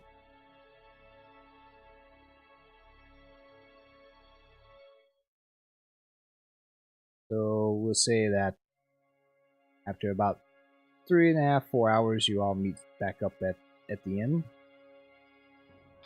While everyone else is busy, I'm just outside the inn and training Lacuna, waiting for him to return. How's Okay. the Seki doing? The Seski. Let me pull up the notes. Unless you recall who the owner was of the. The owner was killed. I mean, He was very, very upset. the healing house. Who was it that was in the Oh. healing house? See. Everyone but me was in the healing house. Trying to get the name of the healer. What to say it? Right. Say the correct name. Jerub. Jerub was the name. Jerub. Jerub. Oh, wait. How's the Seski? And just to recap, refresh everyone's memory, Jerub is completely bald. But he has an electric green glowing tattoo that covers his scalp and part of his face, and in a kind of a tribal, strange design. And Wasn't it photosynthetic? Yes. He did make mention, kind of a lighthearted joke that that he had gotten enough sunlight that day so that it won't eat him. Yeah, that was it. And Quachu actually noticed that it's now in a different location than what it was the last time you saw him. It's actually it's covering the opposite side of his face than what it did before. Wake up on the wrong side of the bed? He chuckles and he says, young one, any day I wake up on any side of the bed is a good day. When you have to live with," and he points at the tattoos. And he has his two pet Siskies trailing behind him, Mirage and Green Eyes, and they bark and wag their tails and come up and try to pin you to the ground and fill you full of very slobbery kisses.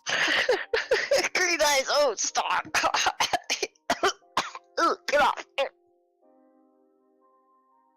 And he grabs them by the collars and pulls them off. Now, that'll be quite enough of that. Just no way to pester our visitors. And what honor do we have of the young Mrs. acquaintance this day? I was on an adventure with my friends when we were here last time, and we fought Yavak, and then we negotiated a peace treaty. But they gave us, when we came back, the council gave us some shins, and I remembered this poor lonely Seski, and I wanted to check up on him and help pay for his care if he was still doing okay. Ah, yes. Our poor Seski. Ah, yes, he's on the mend, and he actually seems to have improved slightly, and his spirits are bolstered. I am assuming by you and your friend's visit the last time. And he's like, if you do have funds to help provide the care that we garner here, it would be greatly appreciated. We are mostly by donations, as I mentioned before. Absolutely. I know what it's like to be orphaned, and somebody helped take care of me, so I want to help hit this Seski. And he's like, yes, well, if you want to, and he holds out his hand, and I will gladly take the funds from you, or whatever you feel willing to part with. And if you would like, you can see our friend. He's actually in the same room as he was before. And oh yes, I would like that very much. I was actually just about to bring him his evening meal. Yes, I would like that very much. And then I just kind of reach into my pouch and just kind of, not paying much attention, just give him like a handful of the shins. Because I've never had this many shins before, and I've never really had... Okay, how much money do you have left? So I have 68 shins. You got 68 shins? Give me 1d6. Okay. Can I give him like 5 plus 1d6? Because I don't want it to be one shin. Oh, just a d6. Okay. Look, that's like my third one.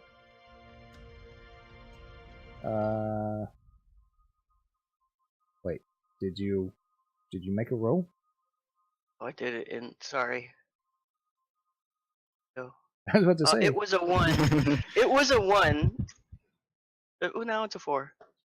Alright. But I will confess to rolling the 1 initially in a different window. You give him 40 shins. Oh, okay. Right on. I really did lose track of my mind there. Yes, I do. I give him 40 shins, and I just run to where the Seski is excitedly.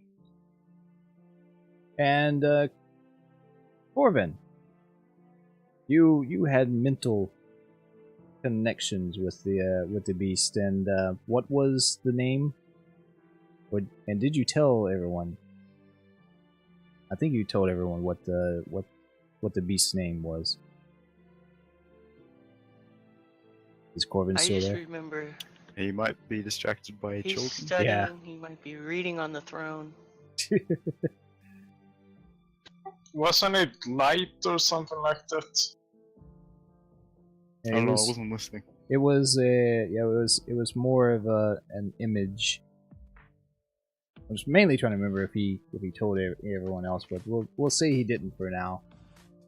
I think it did. You go in there and the beast here's the door, and it's actually not laying on its side looking in like it's in pain. It's actually it's laying in more of a sitting position. Its tail starts to thump when the door opens, and it gives a short little bark, but then whimpers afterwards. Oh. It hurt it a little bit, but it does seem to be happy. So I kind of approach it with, this is one time when Quats is able to suppress her enthusiasm, but just barely. Like you can see her going, and she just kind of walks up to it a little nervously, not looking it directly in the eye. Hi, are you better? Are you a good boy? Do you feel better? Are you getting stronger? And it kind of nose nudges towards you. Oh, so getting that sign that it's not aggressive but being sweet, she just says, oh, good, and gives it a big Quats hug and just kind of starts scritching it. It kind of chirruffs. Oh, good. Not quite a bark. Its tail's still wagging. Okay, Sparks? Is it Sparks? Okay, Sparks, you keep getting well, and I'll be back to check on you, okay? Don't worry, I've given him enough money to take care of all your needs. Yeah, he gives you one big, very drooly lick on your cheek. And about that time, Jarub, how do you pronounce that? He comes in with a food dish and sets it on the floor, and he's like, "Now, Mister, you're through being pampered. It's time for your exercise. I want your lazy butt off of that table. Get down here and eat like a proper Seski." And you see that there's actually been these cushioned stairs that's been fashioned so the creature can make its way up and down the table. And it kind of lays its head on the table and droops its tail, though it's still kind of thumping. Aww. And he's like, now, none of that sad-eyed stuff with me. It won't work. Get down here.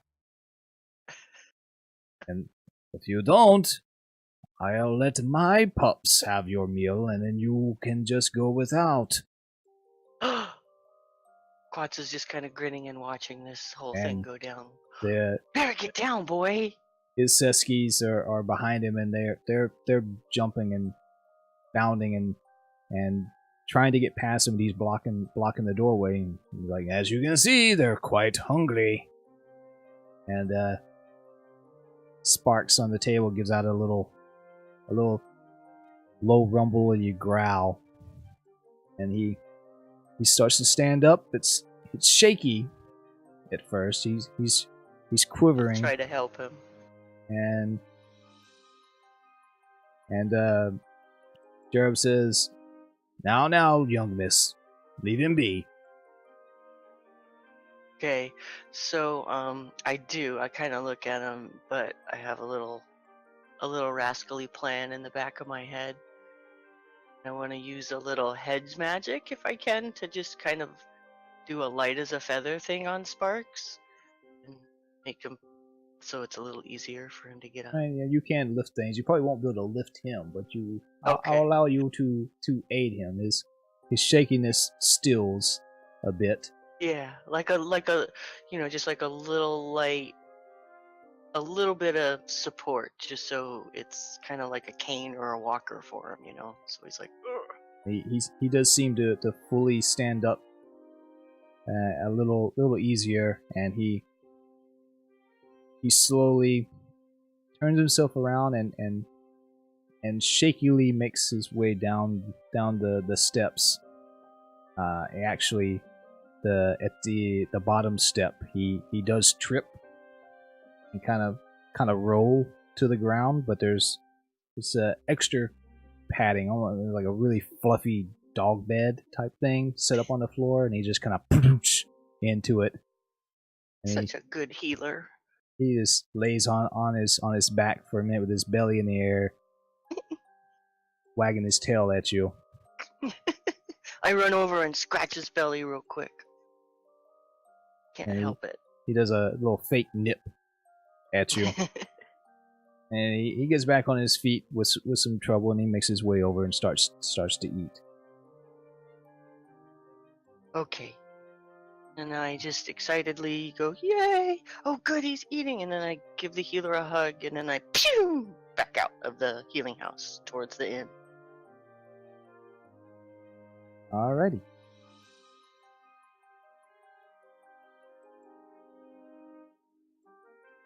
I'll say that you probably get back shortly after everyone else arrives at the inn.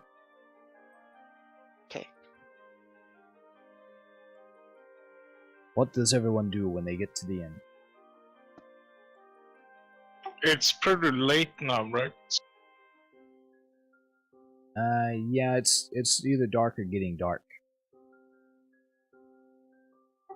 Just to Yeah. clarify, what do my arms do exactly? Isn't it an artifact, or are they just one-off ciphers on the arms? Yeah, you won't. Let's see. You,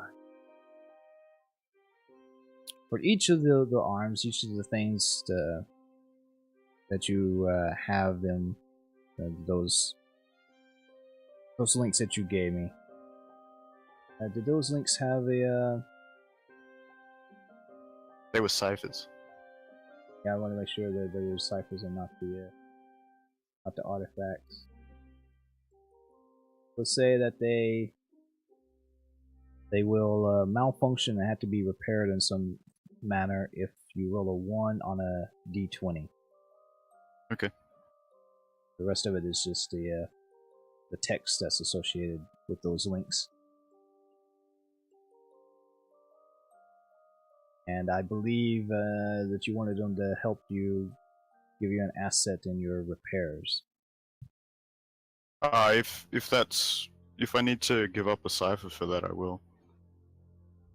You spent a lot of money on it, and just making those ciphers probably doesn't, because it's supposed to be like up to like a level 5 type artifact. So we'll say that you can also get the asset for your repairs. Okay. Well, that just replaces Corvin's asset anyway, so it's okay. Because I can't have more than 2, right? Right. Yeah. Okay. Would it be an asset or like a permanent bonus? Well, it's kind of like a permanent asset. It's an assistant. It's not like. Oh, okay. Kind of like how Ferrum has an asset for his healing bag and his healing. Yeah.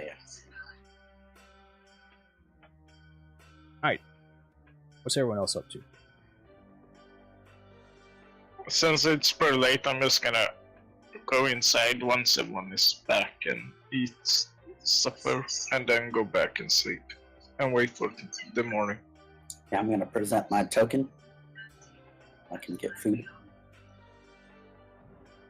So the innkeeper is there behind the bar, and he's like, "Ah ha ha, young Quatz's friends."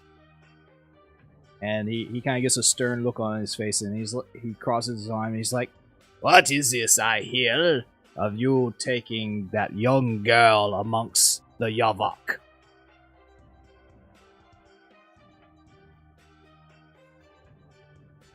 She is quite capable. She is quite capable of mischief, this I know. But such a young girl should not be put into such dangerous situations. She is much older than I. Well, there really wasn't much danger. We were able to negotiate with the Yavok and have a peace treaty of sorts, and so she really wasn't in much danger.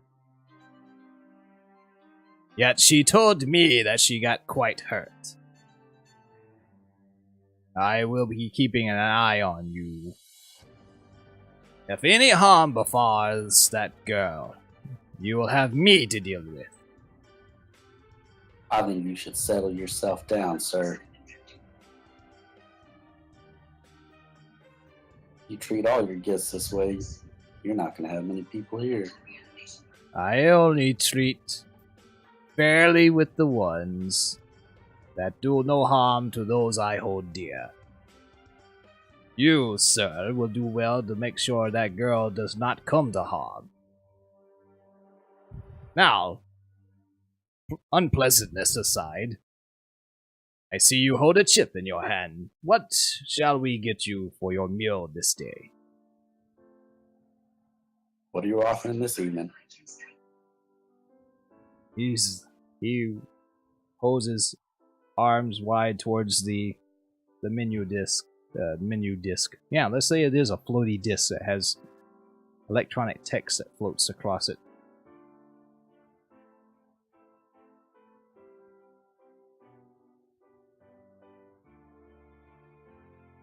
Let's see, it's Q. I think this is Q that has all the stuff.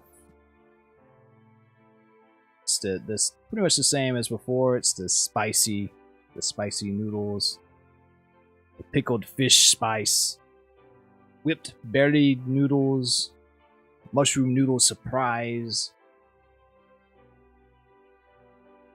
I'll have the ramen. I have the fish. Do you have any meat?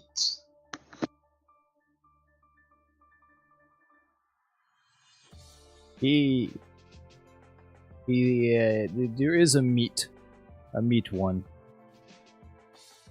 and it's. I will only take the meat, nothing else. And he says, yeah, if that's what you wish, we do have some of the roasted the pronunciations of these words. They're roasted kalakar, which is a form of let's say it's kind of like buffalo. Okay. I will take one of your biggest piece from the kalakar and a fish dish. And he writes that down, and he's like, you'll what did you say you wanted, Corvin? The first one. And he writes Like that. a noodle dish. Well, they're all noodles. Yeah. So yeah, That's why it doesn't matter. he writes it down, and he goes back, and he's like, have a seat and I will bring it to you shortly. And it'll be brought out in a couple minutes, so feel free to do whatever you wish.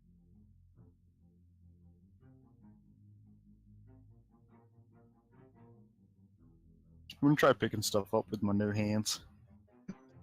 Your new hands. You just grabbing things. Yeah, I'm gonna see how much weight they can take. I assume it's not that much. So, Ferrum, you have anything interesting that you've heard about the Jade Colossus, or maybe the what's the thing called? The Hagrosth? Hagrosth? Hagrosth? Yeah. Only the thing I told you about that the Midnight Zone activates the human appendages.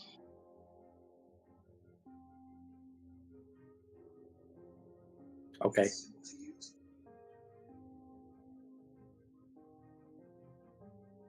You know anything about the robots that we're looking for?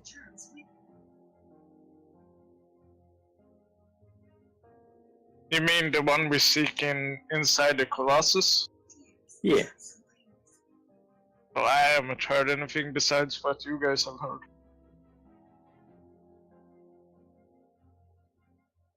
About Hagrosth. You mean Hagrosth? Yeah, that thing. I'll be right back. Wait, did you guys hear about that? Yeah, it's been mentioned before. We don't know anything about it.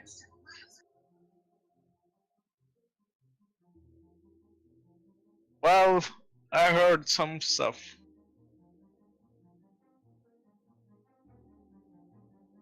I Like, don't know. Kato's heard about it. what's it called? Mentioned it. The other robot. Yeah. Sintra. Yeah, Central mentioned it to everybody. Okay.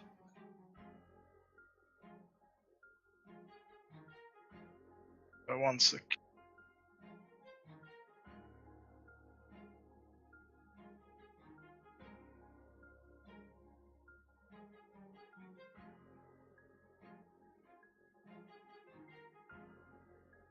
Okay, sorry about that. I'm back. I heard they were conquerors in a past era.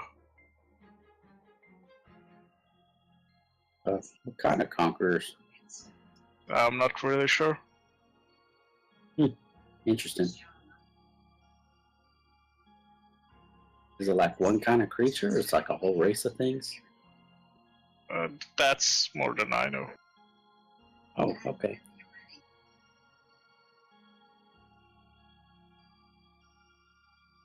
Thoughts how to go with old Sparky?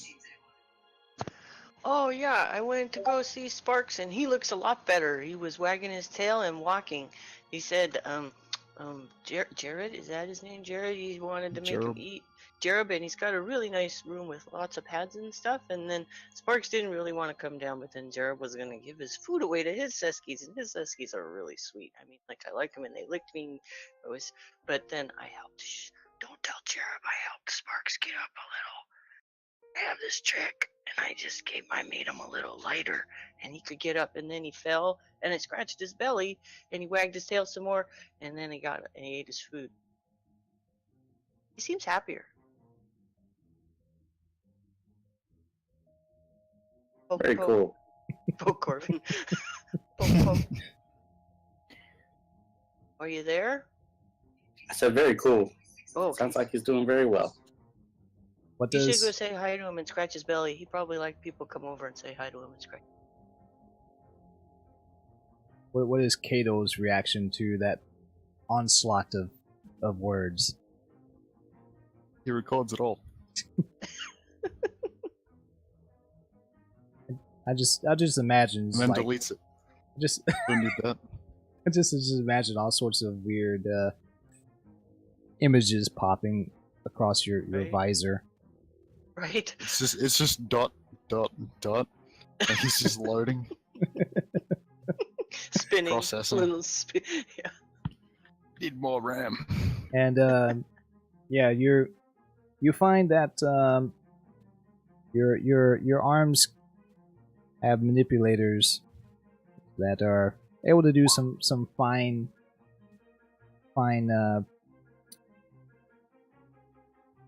work with tools. Probably Not for heavy lifting though. yeah, not very heavy tools. Could I pick up a bowl with noodles in it? That's about as far as it can get, maybe.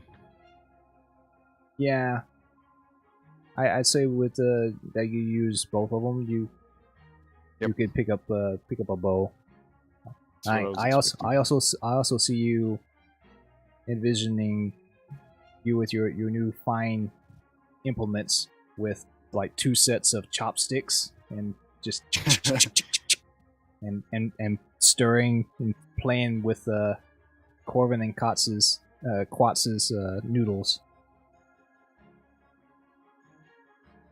That's just what I see in my head. I mean, you're more than free to do whatever you want, but I see comedy happening.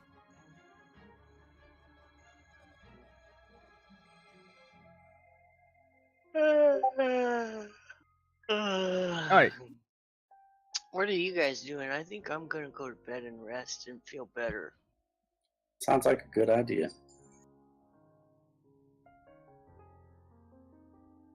Quats just kind of gives Gold barkeep. What was his name? Gotta take notes. Did he say his name? Yes, I believe he announced himself as Curran. Curran, right. Give him see ya, Curran, Uncle. Good night. Thanks for the noodles. I'll go to bed now. She stumbles out the front door to head over to her cot at the Oracle's. Kato's gonna see if he can land a noodle on the back of her head as she's walking away. With a new Give- arm. Give Go for me. it. Do it. This is weird. This It's will a be like ranged attack. this will be a player versus player thing. So, give Player versus just noodle. both of you give me a d20 roll. A noodle on my noodle. Is this speed? Can I use speed stuff for this? Well, for PC Yeah, that's like a dex check. for PC versus PC, this is the way the cheat sheet calls it. It says both PCs roll, highest roll succeeds. Advantages or disadvantages give you plus or minus 3 on the roll. Right. That's what I mean. Can I use my speed stuff to give me bonuses? And I will say she doesn't see it coming, so yeah, I'll give you basically one advantage.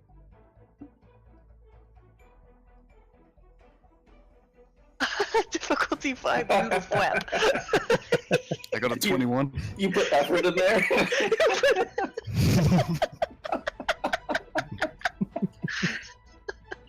Oh. That's awesome. So yes, It's a long one. you're kind of jauntily skipping out, and you feel a wet splat that trails Put my arm down back into, I like retract it straight away. and slides down your shirt in the small Do of I your have? back. Am I fast enough? I'm not fast enough to like grab one end of it and slurp it.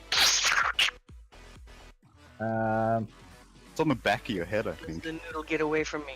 No, it's you're having to do a grabby thing for it. Does You it can- do any damage? It doesn't do any damage, but you feel icky. Oh, I want to blink away. 0.01 damage.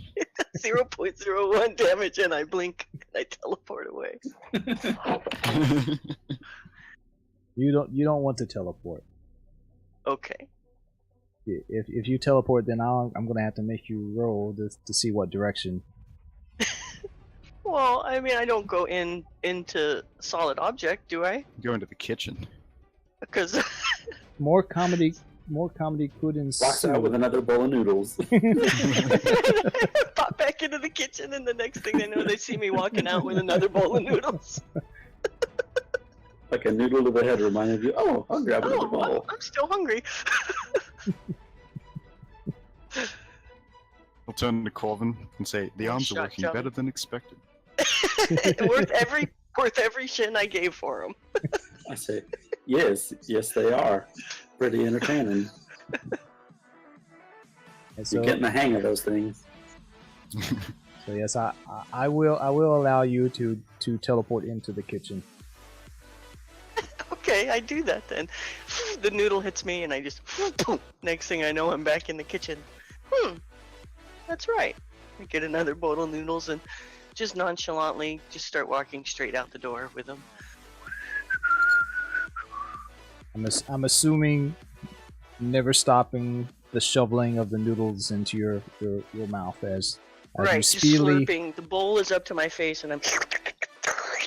and Curran will notice you and he'll do a double take and then he'll yell out, "Quads!" Pretty sure And then Quats is 60% speeds up. noodles at this point. He's gonna start walking like a limp noodle. Quit noodling around, you guys. Alright, and with that,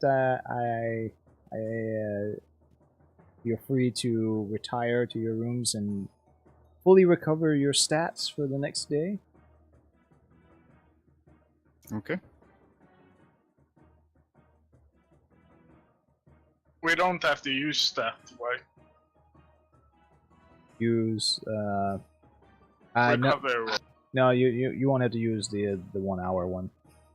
Yeah, it just reset it. So I'm But not that's only if you're out in the wilds, or if, Yeah, I, no. or if I tell you there's like a possibility of something bad might happen. So yeah, you get a full unobstructed night's sleep, so you get all fully recovered.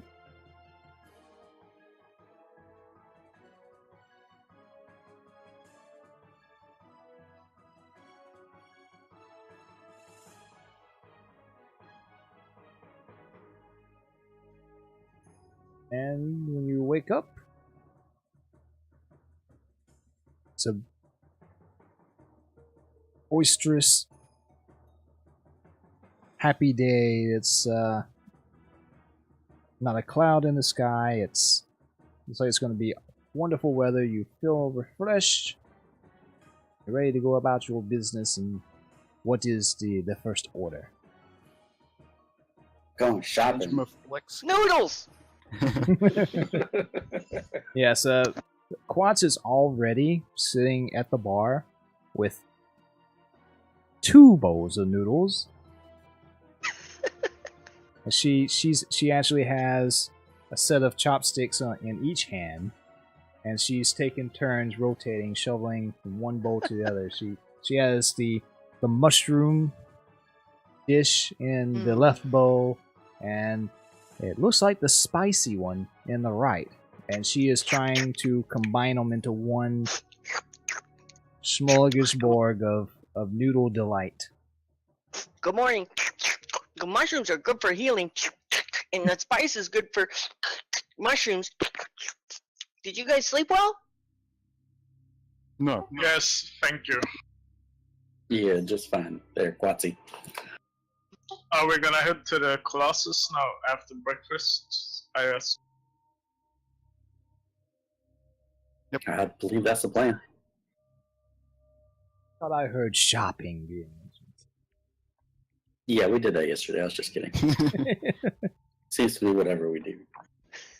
I had just a little minor, heart attack. Panic, yeah. We like to be overly prepared. You guys are fantastic. I'm gonna take you guys shopping with me when I go. and Quats. Yes, sir. You you and your boisterous RP and moments of comedy has granted you a moment of clarity. So write down on your sheet you have a one-use item that for a moment you see everything clearly. The difficulty of any intellect-based task is decreased by 1 step. Oh, nice. Can see all I had one of those for speed. obstacles in my way. Yes, I believe some of you have some of these asset I still have one. cards. I had one, but I used it. Remember, it's always available to you. Before we head out, before I leave my room, I want to gain insight what kind of enemy we might face inside. As my free insight of the day.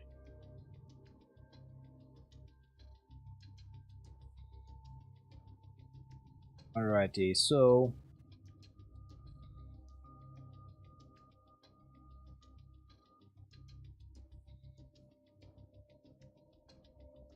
you know that within the first hour of your trip, that your first obstacle is going to be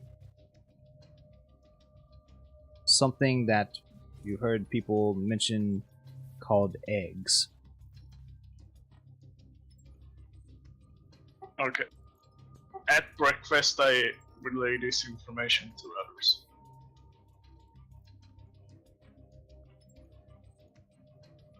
We most likely, within the first hour, will encounter something called eggs inside the Colossus. Do you know what those are? Quartz, have you heard of eggs? Yeah, I usually have one with my ramen. I meant inside the Colossus that people face.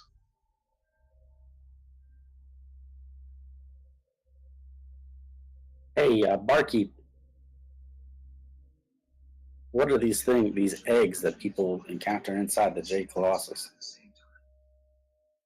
He just kind of shrugs his shoulders, like, there's all sorts of crazy things inside that thing. Personally, I could do without the eyesore, but it does bring good business.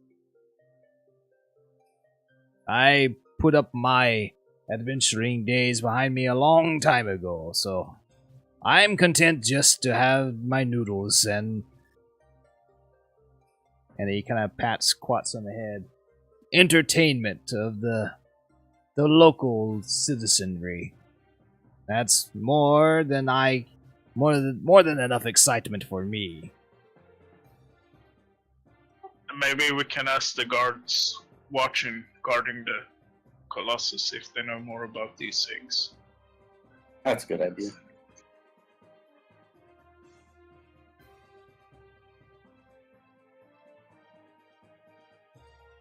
Alright. What's next? I suggest we head to the Colossus after we finished eating.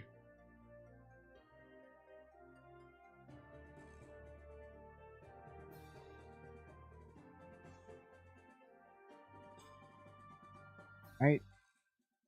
So you finish up with your meal. Colossus up. And you head out towards item T on the map.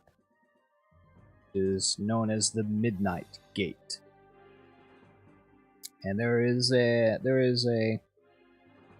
medium-sized house next door to it, a large metallic gate, and there are two people, two guards of the protectors standing outside at attention. And when they see you walking towards them, one of them takes its staff and wraps it on the door of the house and calls out in a loud voice, "Gabaran, you have customers." So that by the time you get in front of them, and as the other guard is holding out his hands and saying, "Please present your permits," the door opens and you see a woman that has incredibly long hair, which is tied in a thick braid down her back, and she has a tattoo of some complex symbol on her forehead. Does the tattoo resemble anything the one the healer has? No, it's you don't recognize the design. It's not like anything you've seen before. She's hastily tying a robe on. She has a wooden box that's tied to a belt around her waist. Has a slit in the top of it. And as the guards are taking your papers, if you present them and going over them, she walks up and holds the box out towards you, and she says, "That'll be 1 shin per person for admittance for the day into the Colossus." Dude, does Lacuna need to pay? And I should sweep with my arm towards my raptor. And she kind of takes a couple of steps back and kind of a step behind the guards, and she's like, "Just keep that beast away from me, and I'll take the 1 shin from you." I hand the 1 shin to her. I fork over a shin. Takes the money, and once the guards acknowledge that your permit is legal, she goes over and she manipulates a console on the wall, and it's kind of like the iris from the TV show Stargate SG-1. Some sort of metal spherical gate that swirls and retracts into itself, revealing a rough tunnel that is actually carved straight into the Colossus itself, and it's a metal tunnel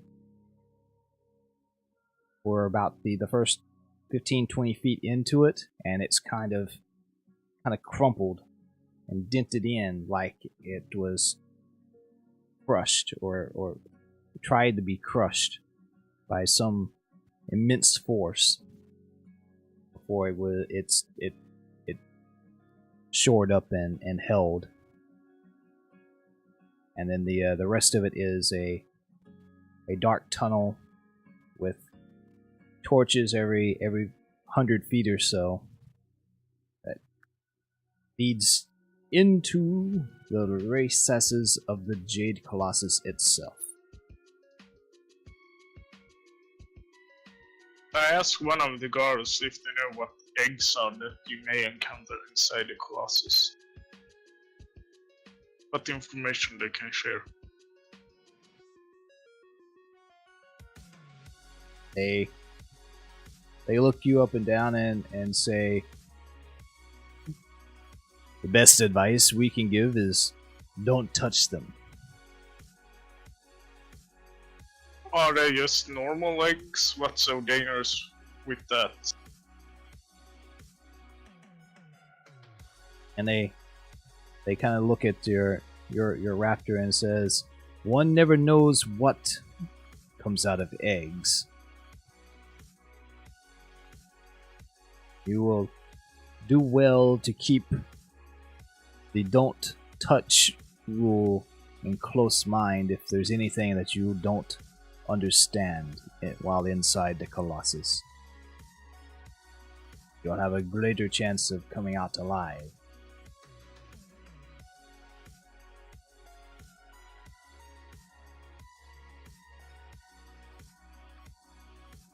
Okay.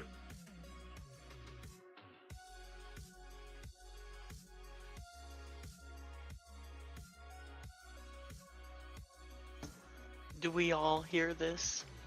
Yes. Okay.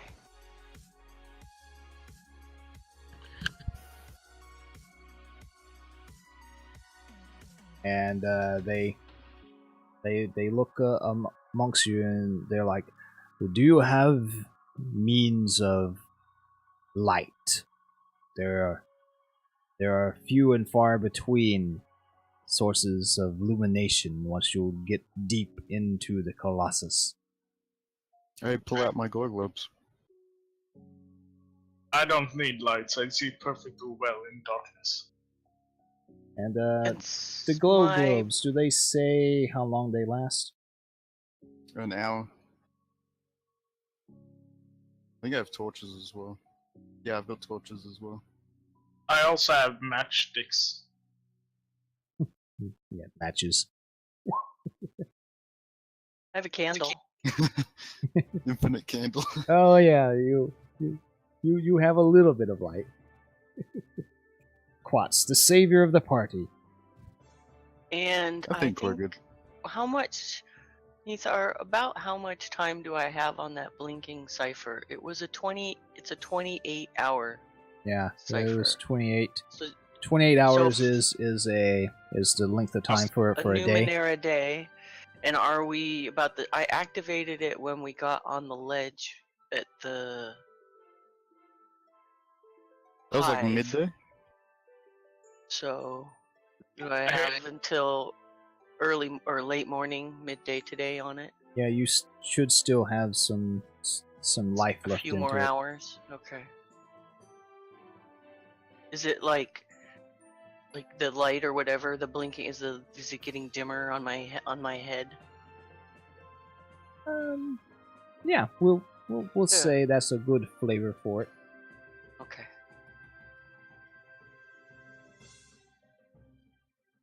So other than a couple of minor glow globes, I do have a torch. A few of those, so I can do that. I'll light a torch instead of my candle. Okay. So yeah, once they're satisfied that you have some means of light and won't cause some sort of commotion where they would have to come and rescue you, they allow you entrance into the Colossus.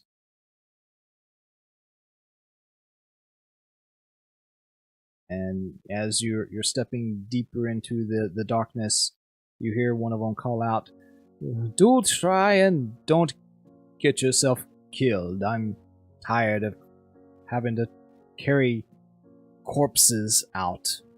You adventurer types get quite heavy when you get stiff."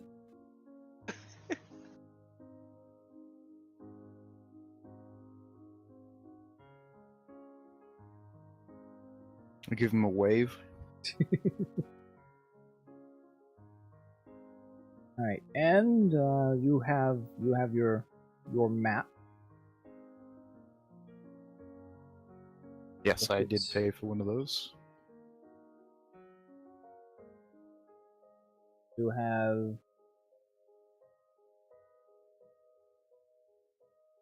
say if you look at the map, you'll have a few annotations.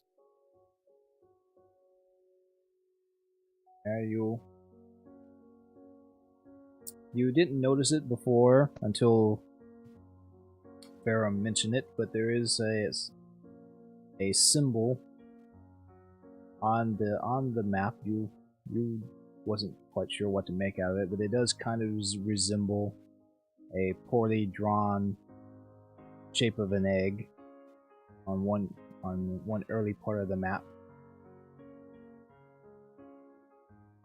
And Are we looking at the same map here? no, this is it's what I showed you before, but it's not actually on the map. It's The just Ballarat overview?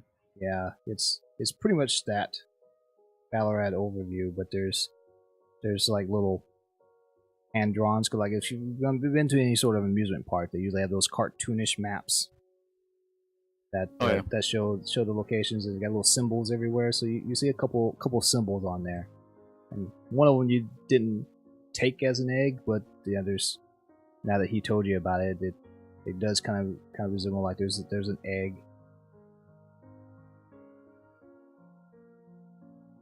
First attraction will be an egg.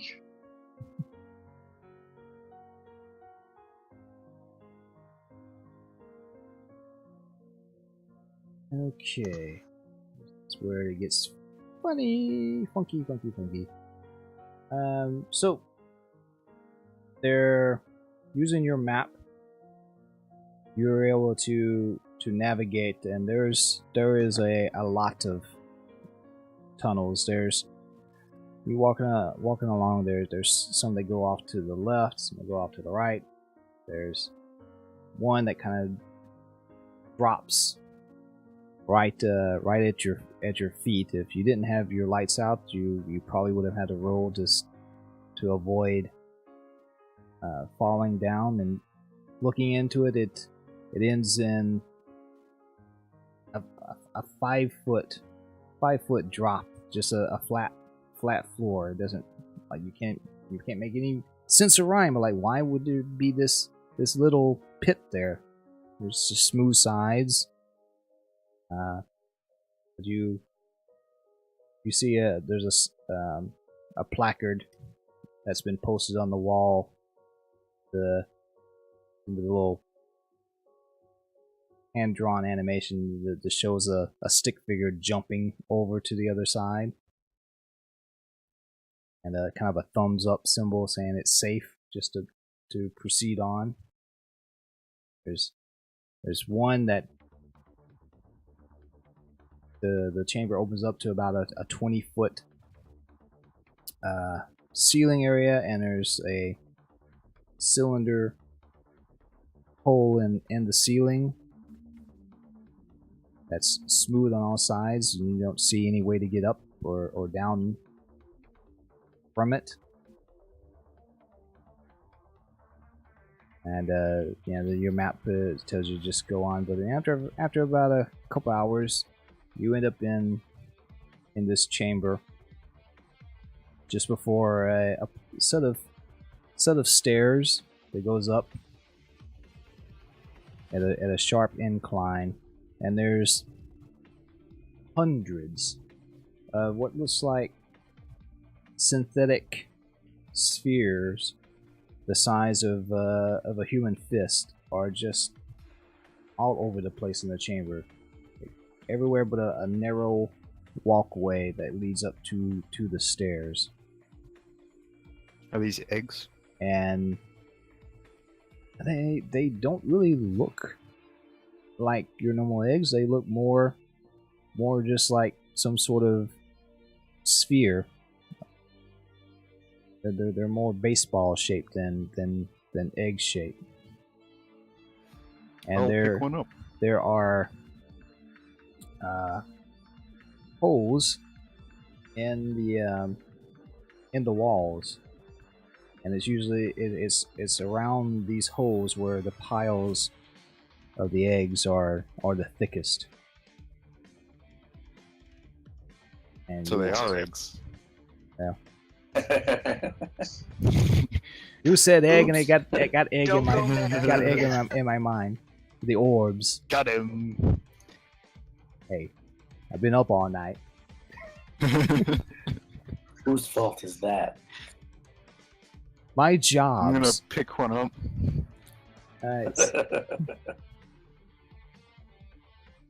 Um, So yeah, when you pick it up, it seems like a solid orb. How tough is it? Is it malleable? Well, that's probably not the right word. Is it? Is it like? Solid is usually not too malleable. It almost looks like a smooth rock. Oh, so it's hard. Yeah. Okay. What material is it made of? More like a chicken egg than a snake egg. It doesn't seem to be made of the stuff of the Can I do a of the Numenera Colossus. check on it? With my see clearly? Sure. What I'll difficulty? hold it up in the light for her. Give me a level 4.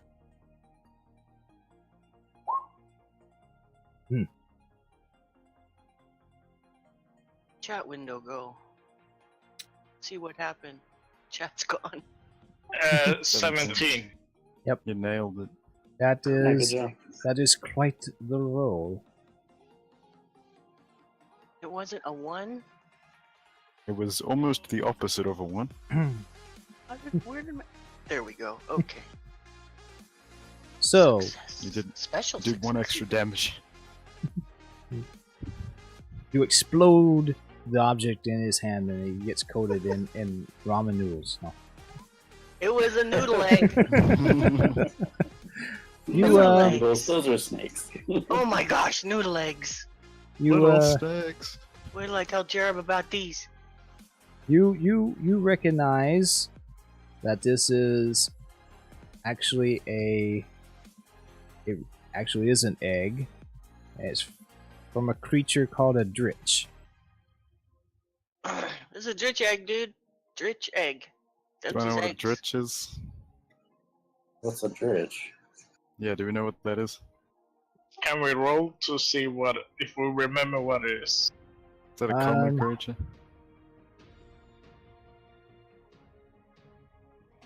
If I know it's a dritch egg, do I What's- know what a dritch is?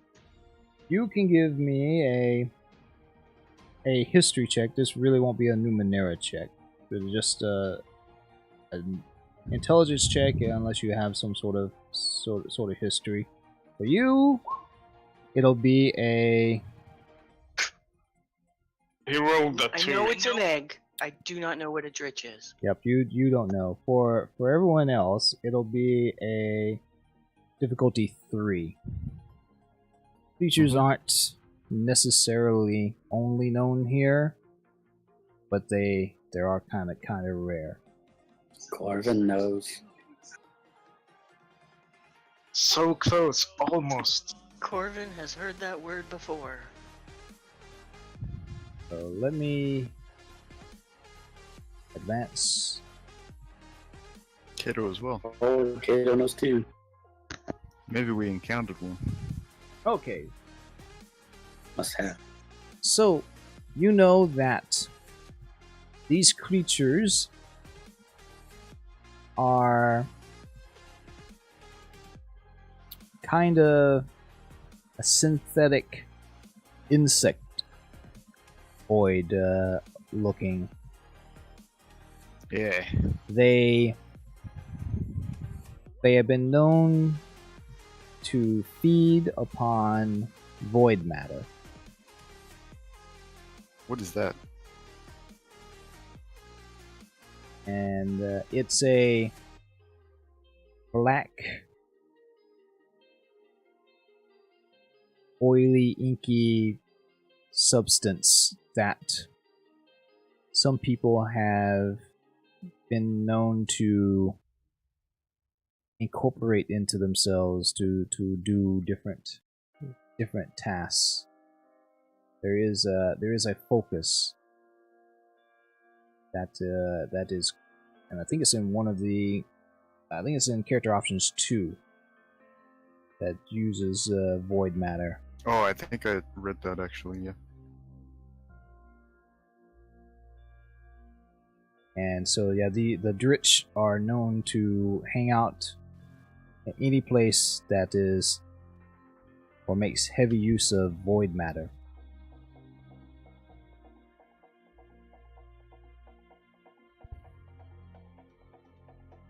That is gross. I'm gonna put it in my bag.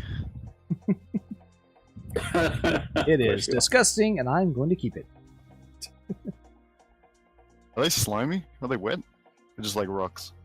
It's hard like a rock. Okay. So it wouldn't break pretty easily.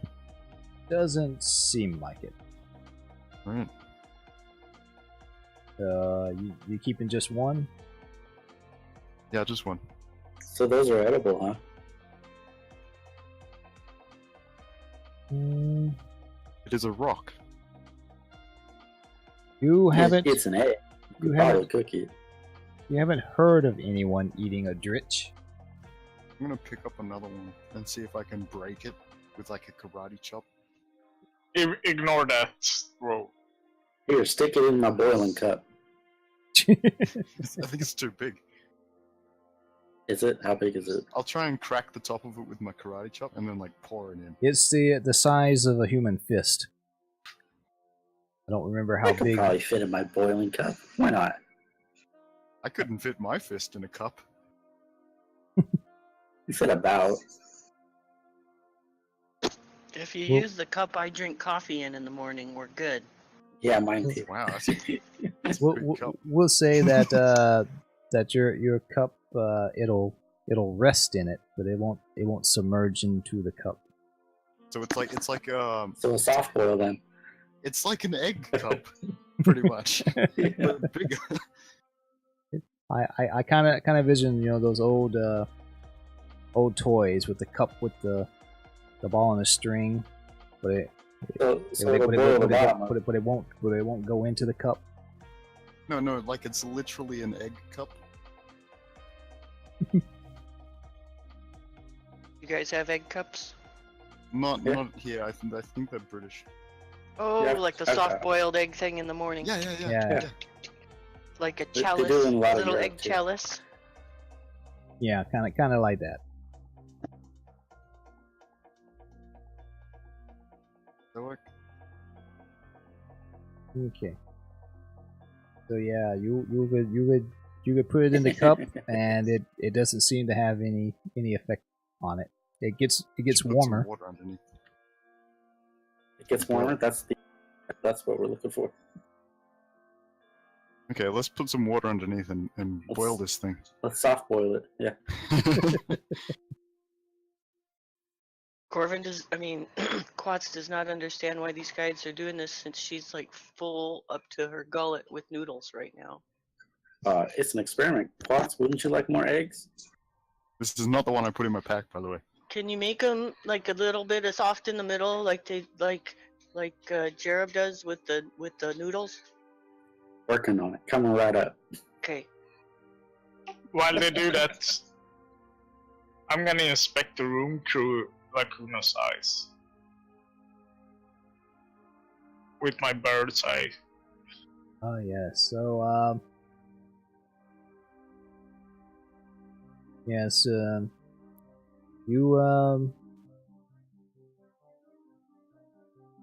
you see in a way that you're still not completely accustomed to seeing. You kind of to put your hand up on the wall to steady yourself, and the rest of you see Lacuna kind of scuttle forward and lean over and cock its head to the side, so one eyeball has got a good view of the eggs, and yeah, you just see a whole bunch of She sit on them. spherical orbs piled up on top of each other. Okay.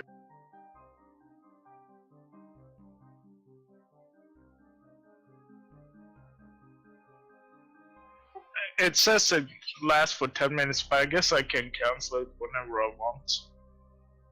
Yeah, I say that I say it's like the Beastmaster movie / TV show. You call that up. You can use it up. You can use it up to 10 minutes, or you can cancel it when you want.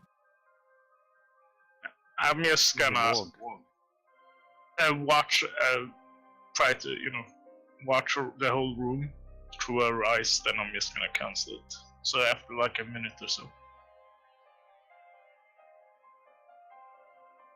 Alright. Anyone else keeping an egg, or are you I'm gonna wait to see how that turns out. Yeah, you boil the egg for about 15 minutes, and it, other than getting slightly warm, it doesn't seem to change it. I'm gonna karate chop the top of it, trying to open it. Real fast. Give me a level 6 might task. Oh. Nope. You almost dent your hand. Okay. I'll try it with a spear.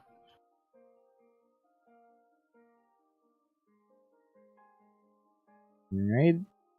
Level 6.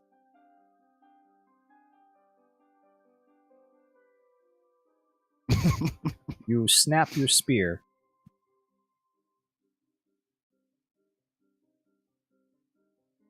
Okay, I'm just gonna grab the egg and throw it on the ground. It bounces and rolls.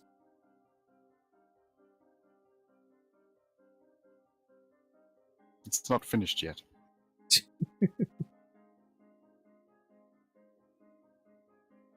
It appears not.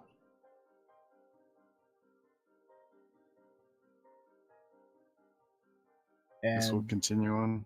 yeah, you get a little bit of an air draft comes through, and it seems to be billowing up the stairs. And from here, it gets to be a little tricky. Your map isn't the best, and not all of the passages seem to be depicted quite well. Though occasionally you do see some placards that have been posted by someone that declares it to be Rana's way. But it does get a little confusing. So who's going to be in the forefront? Who's going to be your navigator? Me, I guess. Buddy. Buddy, you're all lost because he's not here. Shit. Yep. He's our general, our lead man. After we will leave the egg room, I'm gonna unhook Lacuna so she can wander more freely. Okay, she seems to stick pretty close to your side. Any sound that doesn't come from the rest of the group, she darts her head around and kind of nudges up close to you. Can it see? Or is it going off the torchlight like what's...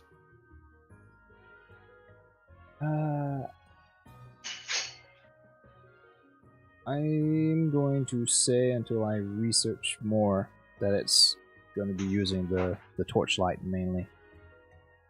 Don't have it unless you have any information written down from the predation book Ferrum about its sight.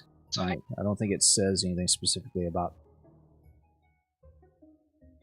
Yeah, I don't think it does either. In the predation, you can actually, do stuff that will probably make it see in the dark, since they have those modifications for dinos. But I don't think a normal raptor would see in the dark. And Naturally. for the navigation, give me Give me 3. Difficulty 4. I guess we'll do intellect. This will be trying to figure out the map and Perception? find your way. Yeah, a perception.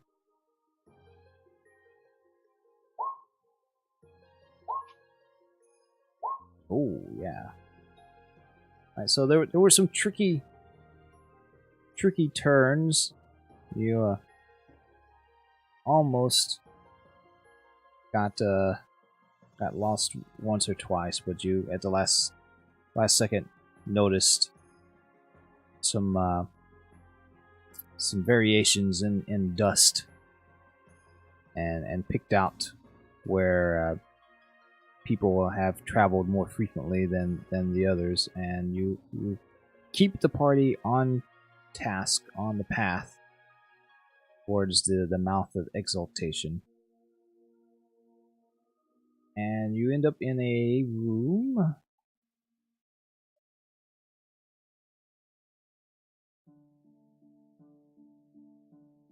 Actually use the physical book because the way they got this stuff drawn with the dotted lines is in the ass to read.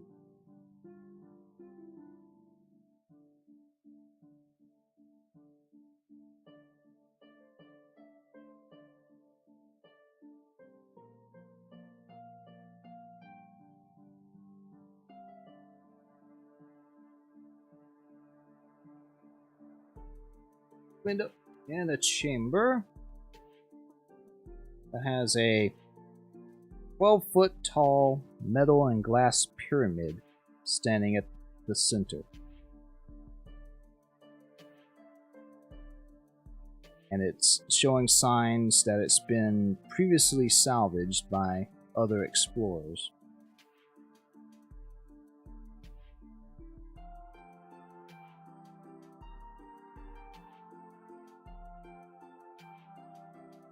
Interesting. It is humming slightly, and it's blinking with tiny lights in a couple of locations. Wait, sorry, what is it again? It's a 12-foot tall metal and glass pyramid. See-through? It's shiny, like there's a outer layer of glass overlaid over metal. Oh, okay, so it's just like a metal pyramid with glass around the outside. Kind Kind of like a mirror. Do you have a map for this? no. No. I'm gonna approach it.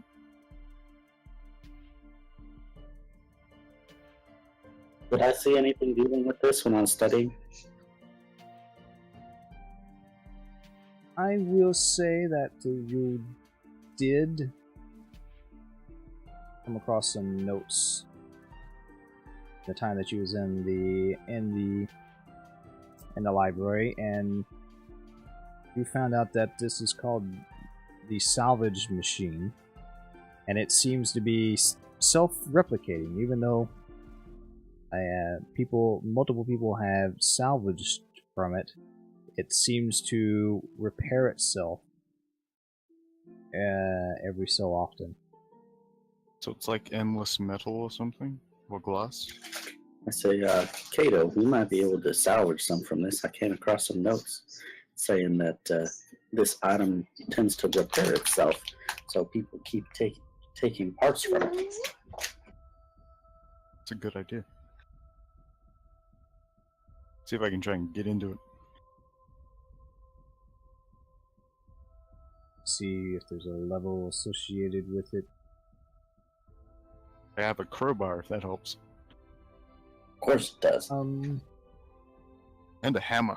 When you approach it, in the center, about chest height, an opening like an eye. Iris is open. It even kind of like blinks a couple of times before it remains open. Inside, you see light coming out, and a whole bunch of Numenera components. Some which seem to be cobbled together instead of like expertly crafted. Like just like small machines. Yeah, just a whole bunch of just random. You can't really make out what its purpose is supposed to be, but it does look like something that you can salvage stuff from. I will get a few of them, I guess. This will be How many are there? This will be a level 5. Yeah, give me a level 5 might defense task when you go to interact with this. My defense, okay.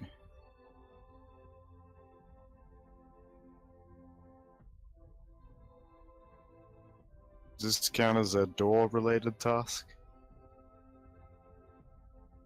A what related? A door-related task? No.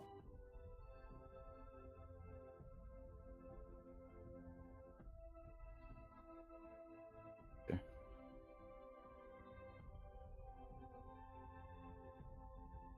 Okay, so Favorite you number. take 5 might damage as a burst of some sort of invisible hot radiation expels from the object that you was trying to interact with. Is it bright? Does it light up the room? No, it's invisible. Just a Just a wave of heat. yeah. Yeah, you can't see radiation. Wasn't sure if the light came Give with it. me a 1d20 roll. Okay. As I whack the crap out of my mic. Show it who's boss.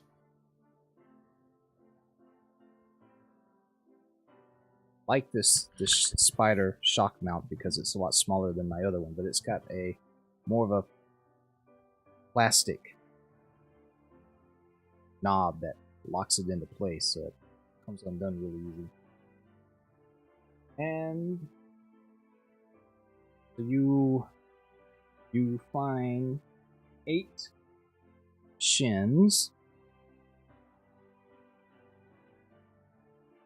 Okay. 8 shins. And you find a cipher. You're able to salvage a cipher. Yep. Give me a 1d6.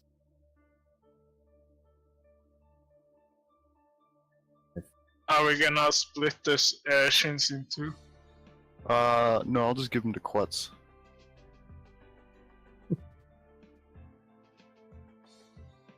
Alright. And so, whoever wants to try and investigate this cipher, that'll be a level 1 intellect task. I'll do it. I'm holding it. And if you have Numenera, then it's free. 0. Yeah. So We have Numenera and an asset. so I think like all of us have Numenera. I'm pretty sure. I kind of I figured don't have it. with a level 1. So you found a smart, fast twitch bugs. Smart, fast, twitch, bugs. Bugs. Bugs. Okay. So What does that do? when you activate it, the device causes microbes to enter the body. The user's muscles begin to quickly tighten and release, creating the sensation that her muscles are jumping beneath her skin. It grants +2 to your speed edge for 1 hour. Right, Nice. but that won't work on Kato, will it? Probably not. No, because I don't have muscles. Alright, I'll give that to who's got cyber slots? I do. I got it as well. Alright, I don't know, you guys decide. I don't care. Oh, Do you use Football. do you use a lot of speed? That's what he attacks with his gun. Okay. Yeah, same here. All my attacks are speed.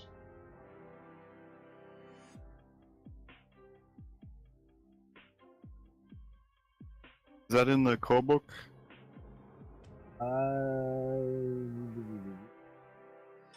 Just copy paste it instead of typing it all out. I don't know. It's off one of my cards. It doesn't I will have a look. page number associated with it, so I don't know. While you're looking, Oh, it's just a speed boost patch, but with fancy flavor. Okay. fancy flavorings. So, also, I want you, Kato, to take an XP from me and give an XP to someone else.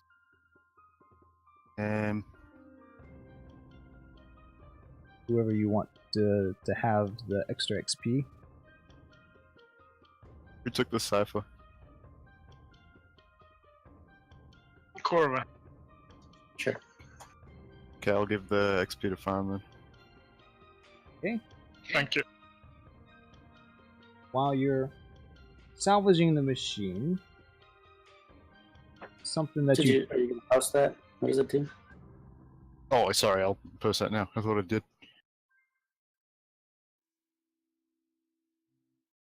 Wasn't it 2? No, just one. it's a it's a +2. Oh, my bad.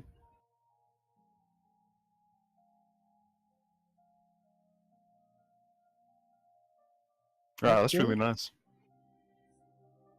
And so yeah, while you're salvaging it, you touch something that depresses a button, and a light does flash up briefly inside the machine, and you all hear in a mechanical voice echo out into the chamber that says, in the language of truth, that you are being watched. Do we understand that language? Yep, the truth is the common tongue of the ninth. Wait. So something just says that we are being watched? Yes. I'm gonna look around. I'll scan. You don't seem to see anything.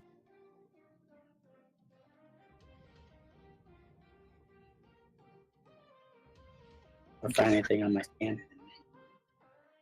Find anything? What? Oh, on the scan. Scan. Nothing seems to be in the room, but you do get a sense of movement down the hall, the direction that you're going to be headed in. See, Kato, there seems to be some movement down that way. Can I see it?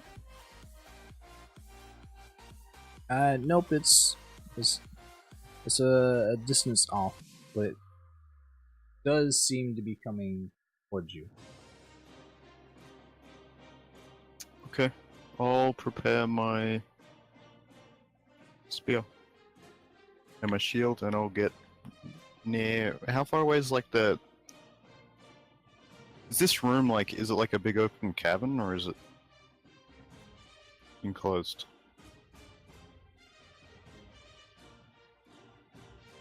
Yeah, it's just slightly big enough for you all to maneuver around the pyramid that's in the center of the room. And where this thing is coming from, is that like another corridor up into the Colossus, or is it Yeah, it's in, like, the same it's along path. the path that your map is stating that you need to travel. So, is there any way I could brace myself against a wall that's near that passageway, or is that Yeah. is it too enclosed? Oh yeah, Okay, cool. you could basically be standing beside the doorway. I will do that. Is the door closed? Well, there's no door. It's just a open passageway. Okay. What do I? Can I see anything approach if I get closer to the door? You can see with your vision what is roughly the same shape and size as a one of the Yavoks that you've encountered before, but it's not walking, or it's not moving in the same way. Something seems off with it. And it's so far I can only see one, right? Right. Wait, I couldn't see that? It's only 50 feet away. But at first, it's moved closer now. Oh, okay. I tell everyone what I saw and I go through a side with Lacuna. As soon as it gets close enough to like where it's gonna enter into the room, I'll just try and trip it over with the spear.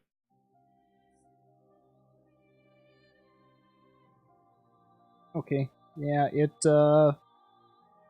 comes into the room, and it's moving kind of a halting shamble. And it falls over without hardly any effort on your part. It plants face first on the ground and stays still for a few minutes. And it's a Yavok, but it has some sort of strange component, some sort of device welded into the back of its skull. I'm gonna hold it down. Can we, since you said it's gonna stay down for a couple minutes, can we inspect it?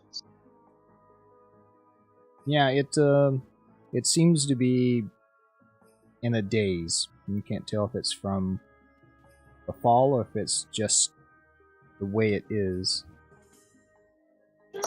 Tied up? I tried to, Scan the thing on its head. I tried to remove this thing on its head. It is welded into its skull. Okay. I'm gonna scan it. It seems to be some sort of controlling device. Wait, did we lose Quats? What happened to Quats? Quats is here. Oh, we just quiet for a long time. This device seems to be controlling this Yavok somehow.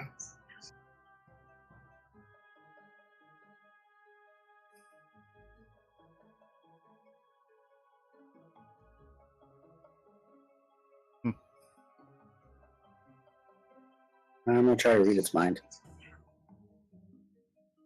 See if I can find anything out. It's surprisingly blank. I mean, you've Oh, okay. you've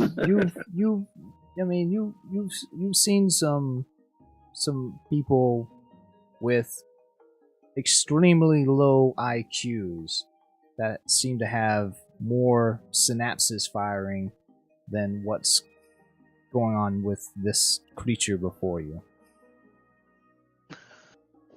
I said that there's nothing going on in there. The lights are dim.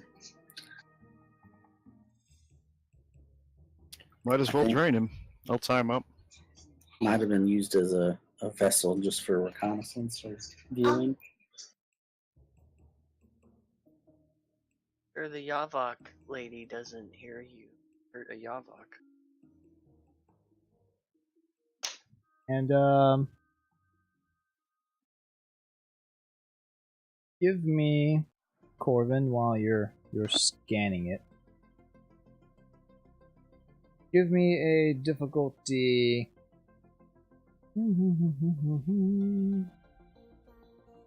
Let's do a 3.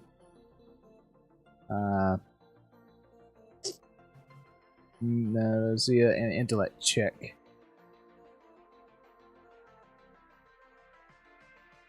A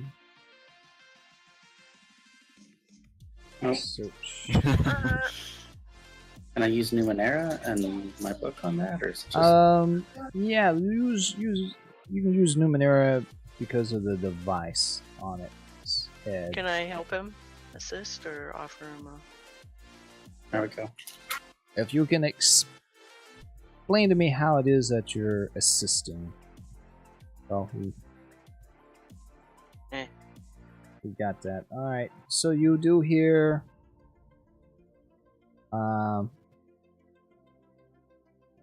almost like it's not coming from the creature, but from an outside source. You hear kind of like a command to obey the Naxus. Does that name ring any bells? And I am trying to...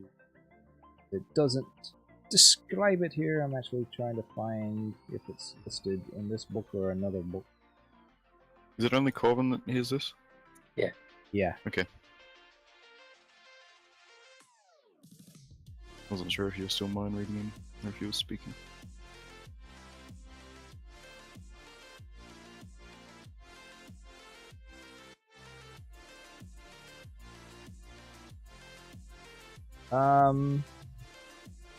So yeah, you don't know anything.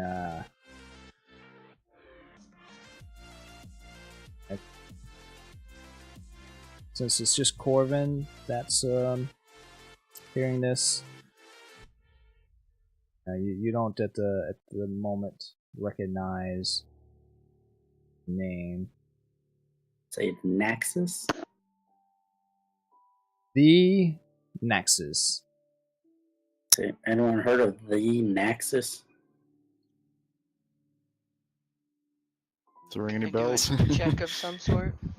Yes, give me a difficulty 2 check. There, Quats. Nailed it. You know that there's a creature that goes by the name of the Naxus that lives in the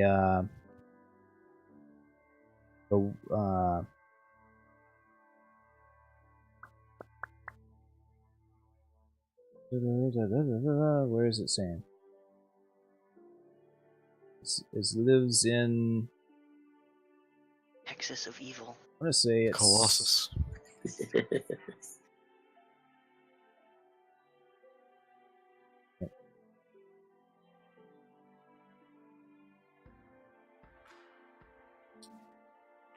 It lives nearby, outside of the city. And what roll did you get? A 14?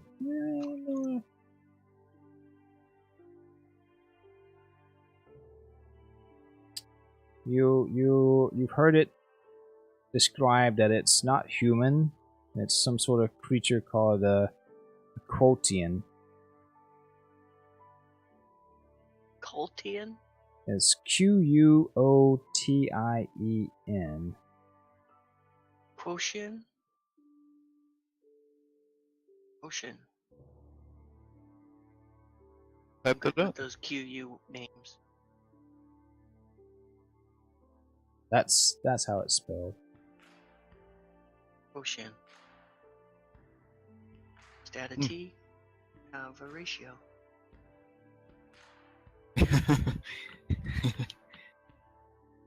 trying to see if I can find. Oh, yeah. So they are very weird looking. Their heads, there's no neck, just a bulbous orb that kind of looks like a brain. Their arms end in just a Terminator 2 style point. You know, the liquid Terminator. I think it was Terminator 2. Anyway, yeah, it kind of just goes down to a point, and they don't even have feet on their legs. It just kind of ends in a pointy stub. Sounds like Beholder.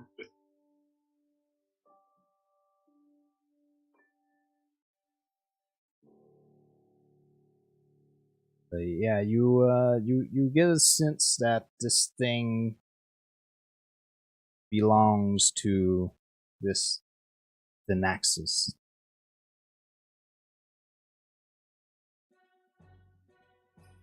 Like the quotient is the Naxos, or the Naxos is like a group of quotients, like another hive mind type situation.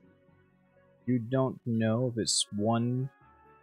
You haven't heard of there being more than one, but you don't know. You just heard of the name.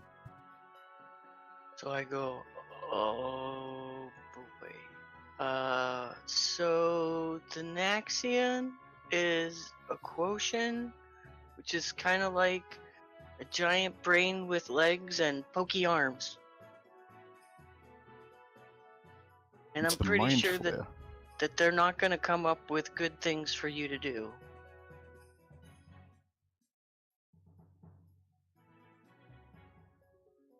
Definitely doesn't sound too pleasant.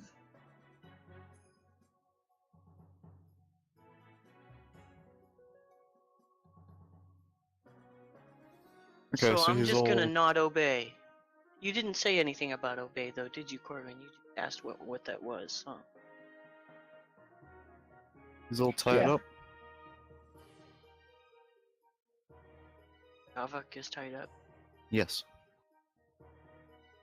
Yeah, and by this time it stirs a little bit, but it just kind of got a blank stare. Its mouth is kind of slack jawed, hanging open, and it just moves its head to Oh, dully that's look not at good. each and every one of you. You guys mind, or yeah? Can I? Yeah, that seems like a good idea. Do you need to drain it now? I did just take an explosion. Okay. Yeah, you did Yeah, get sure, blasted go by ahead. radiation. What level is the creature?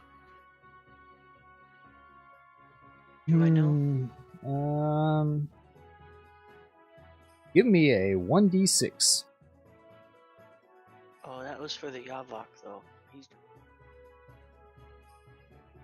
Aren't they normally a 5 for a Yavak? quotient. I think they're level 3. Yeah, They they're had level armor. 3. Yeah. Okay, They just had so armor that was making them. the Oh, that's the powered device on the back of its head is a level 2. Oh. And yeah, because it didn't say anything about it. And yeah, the creature itself is a 3. I think we can salvage that, even if I drain him, because I'm just draining him. Did you want to maybe take it off after I'm done? Yeah, sounds like a good idea. We can try it. Alright. I'll drain him. What if you try taking it off before you drain him? Will the Yavok revert? Well, I mean, it's attached to his skull, and if he dies, then I can't drain him. Oh. Yes, it's not putting up any fight or effort. It's just rotating its head back and forth between each of you as you speak. It's like not even blinking. You can't even tell if it's breathing at this point. So it's No, like, it's but like watching something us. might be observing us, exactly. Yep, it's I'm watching. gonna poke its eyes out. Yeah, poke its eyes out. Or just Yeah, drain it, they- and then... yeah, I'll drain it from its eye sockets. There we go. Yes, when you insert your draining apparatus into the sockets, it doesn't even jump. There's no flinching. There's no sound. I think this thing's been dead for a while. Story of my life. So it's level 3? Yes. Okay. Easy.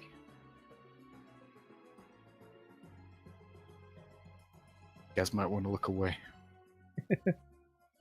Too late. Quads The looks eyeball away. juice. Your normal method of draining creatures takes place, and it, like I said, it offers no resistance whatsoever. Smells And- weird. Smells like Teen Spirit. Give me a D10 roll, Kato.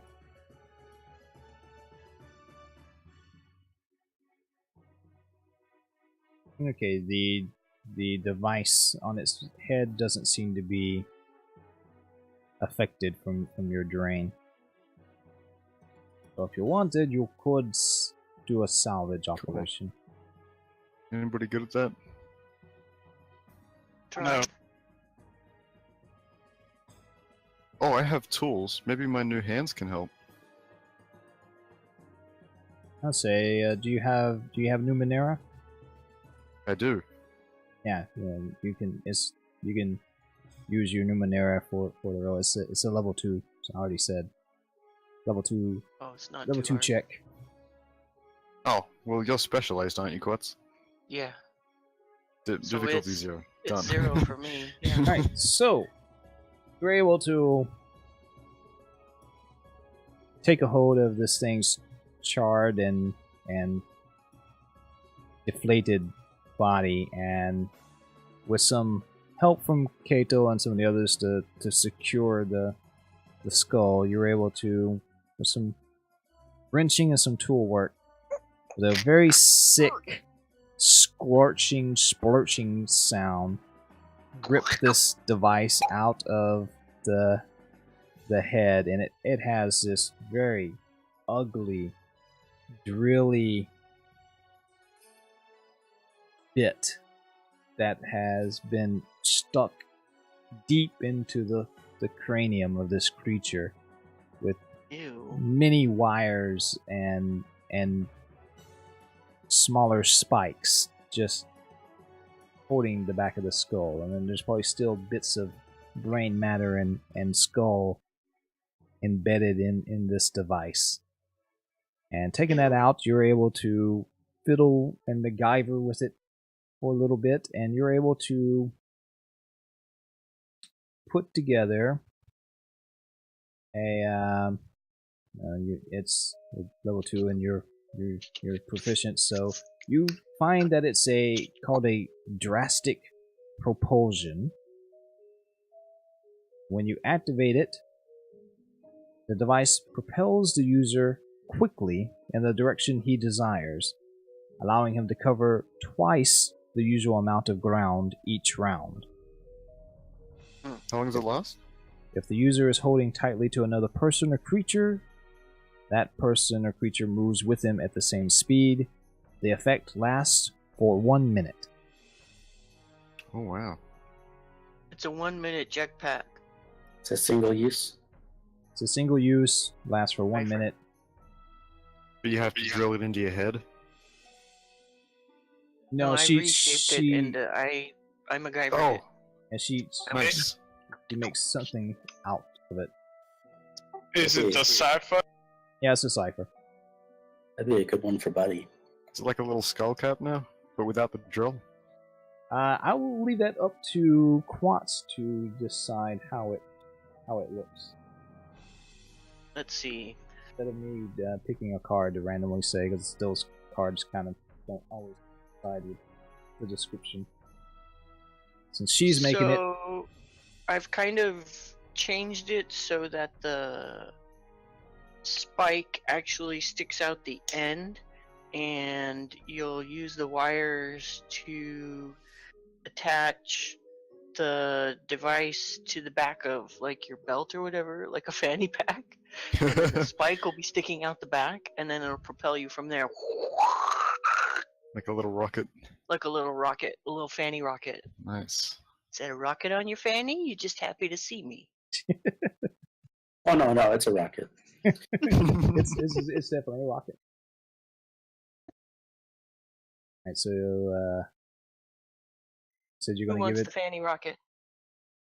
What do I you was saying have? that'd be a good one for Buddy, since for Does, combat. does he have a open slot? I think he does. I don't think we used his ciphers, remember? Yeah, That he was- only has one, the biotech spatial warp. Yeah, he's got 2 slots. Yep. So y'all can add that into his sheet if you wish, and tell him about it. If you're okay with that, That Oracle. is a fanny rocket. Yeah, that's fine. If for some reason during this adventure we have a great need for a fanny rocket, maybe we can pilfer it from him. Yeah, Okay. just because someone has it doesn't mean they have to use it. They can use it on someone else or hand it off, whatever. If anybody gets overloaded, I can carry 3 cipher. I can carry one more as well. I am completely empty, so I've got loads of slots left. Yes, I'm Uh, trying to make sure that we have lots of opportunities in here for you to get shins and stuff. Thankfully, just about everywhere you go in this book has some sort of GM intrusion or description of loot, unlike the other places that you visited. Oh, good. So, So did you hand the get? fanny cipher back to Kato, and he can do with it what he wants. What's this? Fanny cipher. The fanny rocket cipher. Oh, I have a jetpack already. I know, but I just handed it to you, so you can do with it whatever you want. You have 2 open cipher slots. Well, Got I it. mean, I'm not going to use it since I already have. Yeah, if no one Okay. else wants it, I y'all will- can just give it to say Buddy. Buddy steps up and says, "I'll take it." 1 fanny rocket. Here you go, sir. Do y'all need the description again, or Yes, please. 1 minute rocket boost can drag somebody with you. so it allows you to cover Double twice speed. the usual amount of ground each round for 1 minute, and if they hold tightly to someone else, they can carry that person with them. So you could potentially go 200 feet. Yeah, if you want to, just like all out. Oh. Just it doubles your movement. Can't you go 200 feet in a round already, kiddo? 110. Yeah, that's pretty cool. Actually, yeah, I can. Wait, no, I can't. No, just 110. It's running as an action. After they remove this skull thing, I'm gonna ask Lacuna if she wanna devour some of the body. It's cooked meat. Yeah. It's all fried up for him. Piping hot, fresh off the Barbie. Smells like burnt meat. It's not Yeah, very sure. pleasant. She will love that.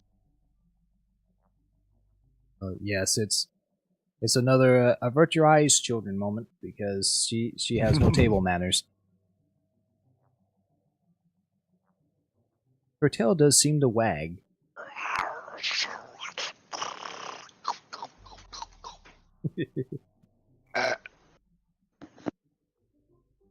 And I think so I have some other stuff going on. I think this may be a good place to stop for for the day. Okay. Yeah, Alrighty. sounds like a good idea. We're coming up close to our usual quitting time. Almost Yeah. 4 hours. I was gonna ask anyways to stop soon. And I know it's late for some of you guys. I figured y'all want to get to bed. It's only for Jolly it's late. It's almost early now. Alright, well, I'm hoping everyone enjoyed watching the stream today, and we'll pick this back up next week. We're finally inside the Colossus. Weird things are afoot. Take care, everyone. Ciphering up. So